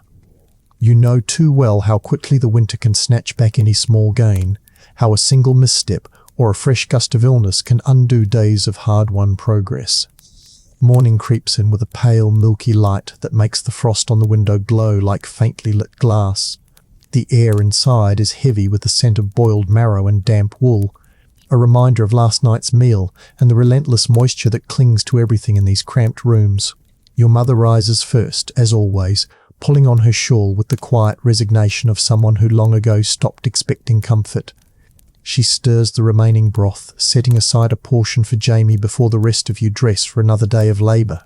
The cold meets you like an unkind greeting the moment you step into the stairwell. The burst water pipe still drips in slow, freezing rivulets, the stone steps slick with a treacherous sheen of ice. Each downward tread feels like a small victory over both gravity and misfortune. The streets beyond the tenement have been transformed overnight into a world of glittering white and dirty grey. The snow, though softened at the top by a brief thaw, has frozen again beneath the surface, creating hidden traps for the unwary. Chimneys belch their constant smoke, dark streaks against a sky the colour of tarnished pewter. Every sound carries strangely in the brittle air, the crunch of boots on ice, the squeal of a distant cartwheel, the sharp call of a costermonger hawking his meagre winter wares. Your breath rises in small clouds that vanish almost as quickly as they form, leaving behind a faint taste of coal and damp stone. Emma walks beside you in silence, her scarf pulled tight, eyes scanning the street for signs of work before the day's opportunities are claimed by quicker feet. Covent Garden Market emerges from the mist like a low, bustling fortress, its iron arches rimed with frost and its cobbled floors already slick with the morning's trade. Merchants shout prices over the clatter of wooden crates and the scrape of shovels clearing paths between the stalls. The air is a heady mixture of scents: raw cabbage, damp burlap, the faint sweetness of oranges, too expensive for anyone you know. You and Emma join the knot of boys and men waiting near the hiring corner, each stamping their feet against the cold, each offering the same silent plea to the passing merchants. Choose me, let me carry, let me earn. After a tense few minutes, a woman selling turnips signals to you with a curt nod, 20 sacks to be moved from her cart to the far end of the market, a penny for each if you work quickly. The sacks are heavy with damp soil clinging to the roots, each lift sending a small shower of icy grit onto your already chapped hands. The work is monotonous but steady, the sort of labour that keeps the blood moving and the body warm. Emma proves as tireless as any of the older boys, her slight frame bending and straightening with quiet efficiency. By the time the final sack is stacked in neat rows, your arms ache with a satisfying burn, and the merchant presses a small handful of coins into your palm. She adds, almost as an afterthought, a pair of slightly bruised apples from the bottom of her crate. "For the sick lad," she says, her eyes softening for just a moment before she turns back to her customers. The simple kindness feels like a small blessing wrapped in cold metal and rough fruit. Work follows work as the morning wears on. A fishmonger needs his barrels shifted before the ice locks them in place. A baker calls for help carrying sacks of flour across the slippery square. Each job pays only a few pennies, but together they build a modest day's wage and the satisfaction of movement in a world where stillness means freezing. During a brief pause, you watch the life of the market unfold, children darting in to snatch discarded cabbage leaves, a man in a fine coat inspecting oranges with the bored air of someone untouched by hunger, a group of washerwomen laughing as they share a flask of tea strong enough to cut through the cold. The scene is a reminder that London, for all its cruelty, still hums with a kind of rough vitality. By midday, the weak winter sun manages to pierce the low clouds, casting a silvery glow over the market. You and Emma spend a few of your hard-earned pennies on a shared bowl of hot pea-soup from a vendor whose cart sends up fragrant steam into the frigid air. The soup is thin, more water than peas, but its warmth spreads through your chest like a promise that the day's labour is worth every frozen fingertip. Across the square, a group of street musicians begin to play a wheezing accordion and a battered fiddle, their music oddly cheerful against the backdrop of clattering carts and the sharp cries of sellers. For a fleeting moment, the sound lifts the market above mere survival, turning it into a stage where resilience itself becomes a form of art. When the afternoon shadows lengthen, you and Emma decide to detour by the river in search of spilled coal. The Thames lies half-shrouded in mist, its sluggish waters carrying small shards of ice that clink together like distant bells. Along the embankment, other scavengers pick through the frozen mud, their faces set with the same mix of hope and desperation you feel tightening in your chest. You move carefully across the treacherous ground, scanning for the telltale gleam of black against the dirty snow. A sudden cry draws your attention to a group of boys farther along the bank, one of them triumphantly holding aloft a chunk of coal as large as his fist.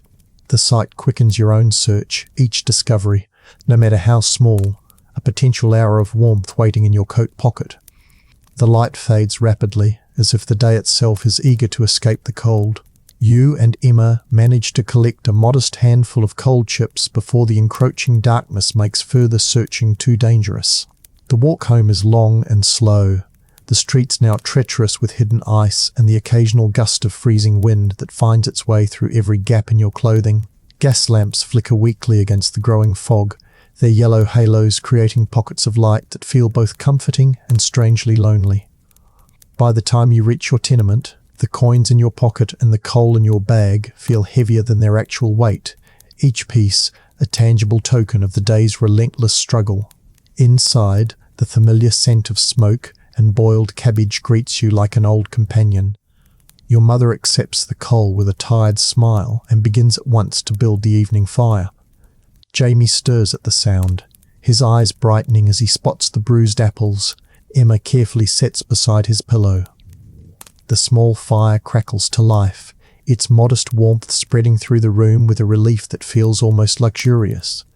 As the night settles in and the first snowflakes of a new storm tap against the window, you sit close to the hearth, the ache in your muscles, a quiet reminder that survival in this city is never granted. It is earned, hour by frozen hour, one back-breaking day at a time. The fire burns low, sending thin ribbons of smoke into the dim room as evening deepens. The modest warmth it provides feels almost decadent after the biting cold of the day, but every pop of the wood and hiss of settling coals reminds you how quickly such comfort can vanish. Jamie sleeps with his small hands curled beneath his chin, the faint rasp in his breathing, less alarming now yet still sharp enough to keep your mother's eyes fixed on him. Emma unwraps the remaining coins and counts them twice before slipping them beneath the floorboard beside the tin of savings. Each penny is spoken for before it is hidden. Coal for tomorrow, a heel of bread from the baker, perhaps a splash of milk if fortune favours the market stalls. Nothing can be wasted, not time, not food, not even the scraps of warmth rising from the grate. Night in the tenement brings its own peculiar music. The shuffle of neighbours' feet echoes through the thin walls, mingling with coughs, quiet arguments, and the occasional wail of a hungry child. Somewhere above, water drips steadily from the cracked ceiling, a reminder that the parish inspector's promised repairs remain just words on a damp sheet of paper. Your father returns late from the butcher's delivery run, shoulders stooped but eyes alert, his injured hand wrapped in a makeshift cloth. He sets a small parcel on the table, offcuts of marrowbone given at a price far below their worth, and allows himself a weary nod as your mother unwraps the treasure. The rich smell of raw beef fills the room, a scent so rare in winter that it feels almost ceremonial. Tonight there will be broth strong enough to feed both body and spirit. The night deepens, and the frost outside thickens until the single window is rimmed with a delicate lace of ice. You lie awake on the hard floor beside the fading fire, listening to the city breathe. From far off comes the slow creak of river ice shifting against the wharf, a sound like distant thunder muffled by fog. Closer still, a drunkard sings a ragged tune as he stumbles through the alley, his voice rising and falling with the rhythm of the wind. These noises, harsh and oddly comforting, remind you that London never truly sleeps. It merely changes tempo, trading the day's frantic commerce for the quieter dealings of night. When at last you drift into uneasy rest, it is with the knowledge that tomorrow will demand the same relentless effort as today. Dawn arrives without fanfare, a weak grey light seeping through the cracks in the shutters. The fire has died to a scatter of pale ash, and the air inside the room is so cold it feels like breathing glass. Your father is already awake, coaxing the embers with careful blows, while your mother checks Jamie's forehead with the practiced touch of someone who measures life by small degrees of warmth. His fever holds steady, neither worse nor markedly better, and the cautious optimism of last night hardens into the steady resolve that defines these endless winter days. There is no time for despair, there is only work, and the hope that work might hold the sickness at bay. You and Emma bundle into your patched coats and venture once more into the brittle morning. The streets glisten beneath a thin crust of ice, every cobblestone a trap waiting to send you sprawling. A milk cart rattles past, the horse's breath forming clouds that hang briefly before dissolving into the frozen air. Vendors shout half-heartedly from their stalls, their voices muted by the heavy fog that clings to the river and creeps through every alley. The familiar path to the market feels different today, quieter and more dangerous, as though the city itself is holding its breath. Yet work awaits, and the rhythm of survival allows no hesitation. At Covent Garden the merchants are already shouting prices, their breath puffing white in the frigid air. The smell of damp earth from yesterday's vegetables mixes with the sharper tang of fish newly arrived from the coast. A red-faced potato seller waves you over, recognizing your steady labour from the day before. He needs the frozen crates shifted to a back storeroom before the frost makes them unmovable. The work is brutal, each crate heavy with ice, each lift sending a jolt of pain through your already sore shoulders. But the pennies he offers will keep the family fed for another night. Emma works beside you without complaint, her small frame moving with a determination that belies her size.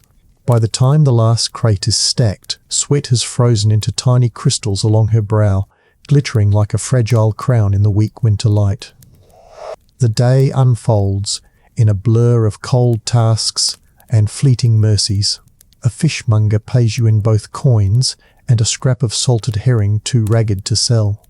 A florist, desperate to clear his wilting stock, presses a bruised orange into Emma's hands with a wink, a small burst of colour and scent that feels almost tropical in the icy gloom. Each encounter reinforces the unspoken code of the market. Trade what you can, share what little you have, and recognise that kindness, however small, is as vital as bread. By midday the fog thickens, turning the market into a world of shifting shadows where the glow of gas lamps hangs like captive moons. With coins safely pocketed and a handful of scavenged food tucked away, you and Emma begin the slow journey home. The fog swallows the familiar streets, forcing you to navigate by memory and the faint echo of footsteps on frozen stone. The air tastes of coal smoke and river damp, every breath a reminder of the city's endless appetite for fuel. When you finally reach your tenement, the sight of faint firelight flickering behind the thin curtains feels like the most precious reward of all. Inside, your mother greets you with quiet relief, her face softening as she sees the day's earnings. Jamie stirs, eyes bright despite the lingering illness, and Emma proudly presents the bruised orange, earning a weak but genuine smile from her younger brother. As evening falls, the family gathers around the small fire once more. The marrow bones simmer in a battered pot, releasing a rich aroma that fills the cramped room and drives back the damp chill. Your father listens as you recount the day's labours, nodding silently at each small victory. When the broth is finally served, each spoonful carries not just nourishment, but the quiet triumph of another day survived. Outside, the wind rises again, rattling the loose shutters and whispering its icy threat. Yet within these thin walls, warmed by shared labour and the fragile comfort of food, the family holds its ground against the endless London winter, proving once more that survival is built not on grand gestures, but on the steady accumulation of small, stubborn acts of care. Chapter 10. The marrow broth lingers in memory long after the bowls have been scraped clean, its savoury warmth a fleeting shield against the bitter night. By dawn the pot is empty, the ashes in the grate no more than a soft grey dust, and the chill has crept back with quiet determination. Frost glitters on the inside of the window like a cruel imitation of stained glass, each pattern more intricate than the last, but offering no comfort. Your mother rises first, wrapping a shawl around her shoulders as she bends to check Jamie. His breathing is steadier now, though each exhale hangs visibly in the frigid air. A cautious relief passes across her tired face before she sets about the morning tasks, checking the water bucket for ice, coaxing the faintest glow from last night's embers, dividing the remaining bread into slivers so thin they seem almost imaginary. Outside, London wakes beneath a sky the colour of lead. The snowfall of the previous evening has hardened into a slick crust, turning every street into a treacherous expanse. Market carts creak over the frozen cobbles, horses slipping as their drivers shout encouragement and curses in equal measure. From the river drifts the distant groan of shifting ice, a sound that carries both menace and opportunity. Coal barges remain trapped in places, their frozen cargo a tantalizing prize for those daring enough to risk the brittle edges of the Thames. For the poor, the changing river is not a spectacle but a chance, a reminder that fortune in winter often favours those willing to flirt with danger. Your father flexes his injured hand with a grimace before wrapping it tightly in a strip of cloth. The bruising has spread across the knuckles, dark and ominous, yet he insists on returning to the butcher's yard. A day lost to pain is a day lost to wages, and wages mean coal, food, perhaps a few pennies for medicine should Jamie's condition worsen. He pulls on his threadbare coat, exchanges a few quiet words with your mother, and disappears into the icy morning without complaint. The door closes behind him with a soft thud that seems louder than usual, as if sealing the room against the relentless cold beyond. Emma and you follow soon after, pockets empty, save for the hope of finding work at the market. The journey is a slow dance across ice, each step measured to avoid the sudden betrayals of hidden slicks. The fog has returned, wrapping the city in a shifting shroud that blurs the familiar into the uncanny. Street lamps glow like distant stars, their light bending in the damp air to create halos of ghostly yellow. At corners, groups of men huddle over makeshift fires built from scavenged wood, their faces drawn tight by hunger and cold. The smell of burning rubbish hangs thick, a bitter perfume of survival. At Covent Garden, the clamour is already in full swing. Merchants shout prices in voices roughened by the damp, their calls competing with the clatter of crates and the squawk of restless poultry. You join the line of casual labourers waiting for a chance at the day's work. Offers come sparingly. A grocer needs porters to move sacks of flour. A fishmonger seeks hands to clear the frozen scales from yesterday's catch. Each job promises a few pennies and the temporary warmth of movement. You and Emma take the flour, heaving the heavy sacks from wagon to stall until your shoulders ache and your breath comes in clouds. The foreman pays grudgingly, coins slapped into palms still raw from the cold, but even this small wage feels like a victory. During a brief pause, Emma spots a small commotion near the eastern edge of the market. A crate of oranges, rare and precious in midwinter, has tipped over, spilling its golden contents onto the icy stones. Street children dart forward like startled birds, snatching fruit before the shopkeeper can react. One orange rolls near your feet, bruised but intact. For a moment you hesitate, weighing the risk of a scolding against the promise of fresh fruit. Emma acts first, bending to retrieve it with the swift, practiced grace of one long accustomed to the fine art of unnoticed survival.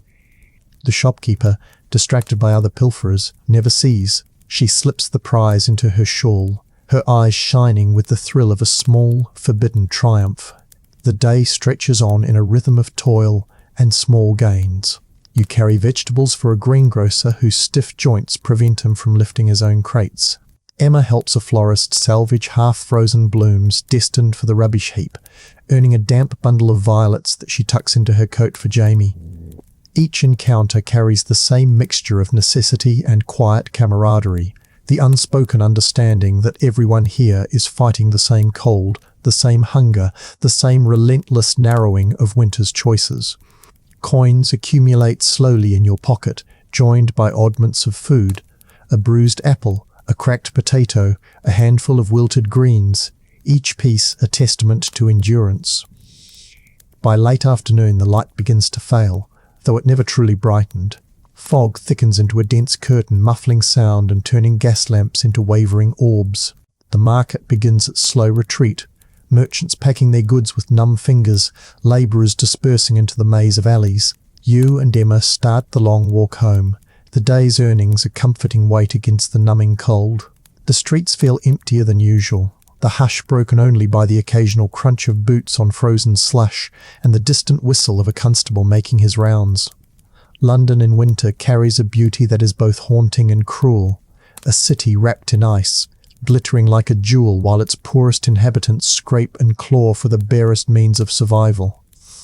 When you reach your building, the familiar scent of smoke and damp greets you like a rough embrace. Inside, your mother kneels by the hearth, coaxing a fragile flame from the scant remains of coal. Jamie sits propped against the wall, the violets tucked into his blanket like a talisman of spring. His cheeks are flushed, but his eyes are brighter than they have been in days, a silent promise that the fight is not yet lost. The coins and scraps you lay on the table draw a faint smile from your mother, a rare spark of triumph in a season built on endurance.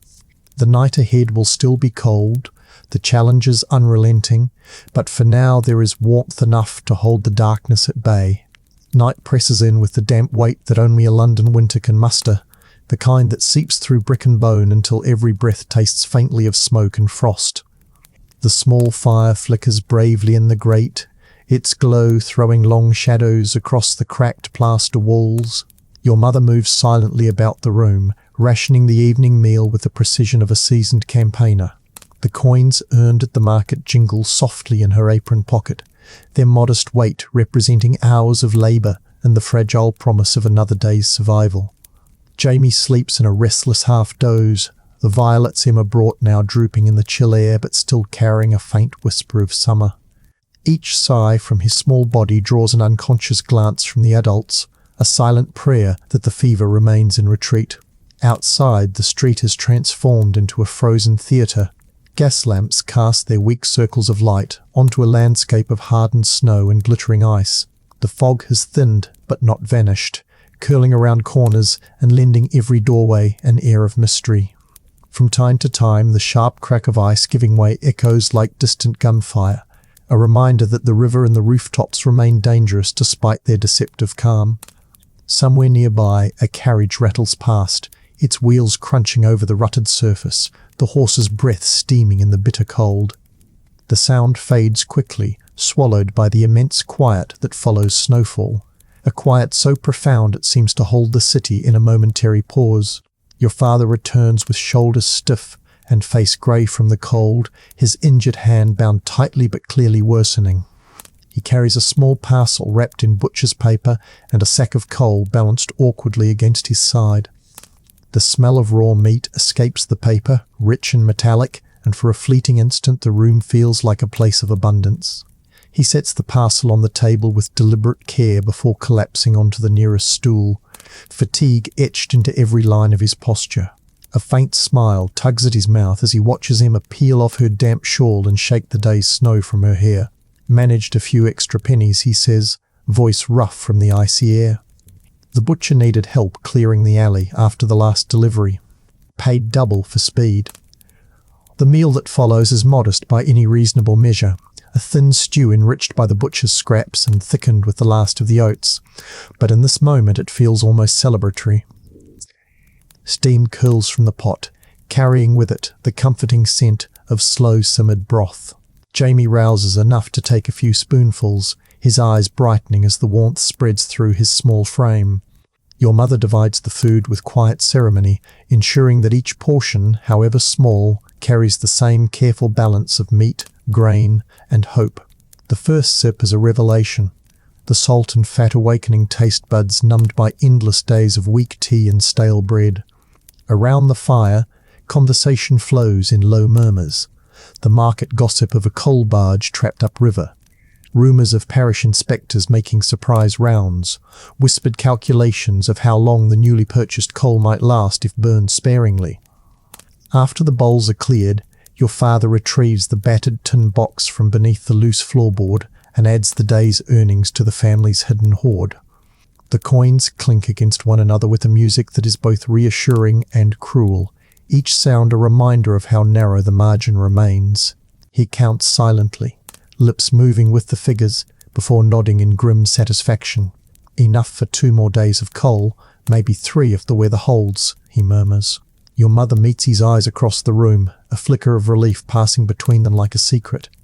Survival here is measured not in weeks or even days, but in hours of warmth, in the number of meals that can be stretched from scraps, in the steady rhythm of breaths drawn by a sick child through the long night.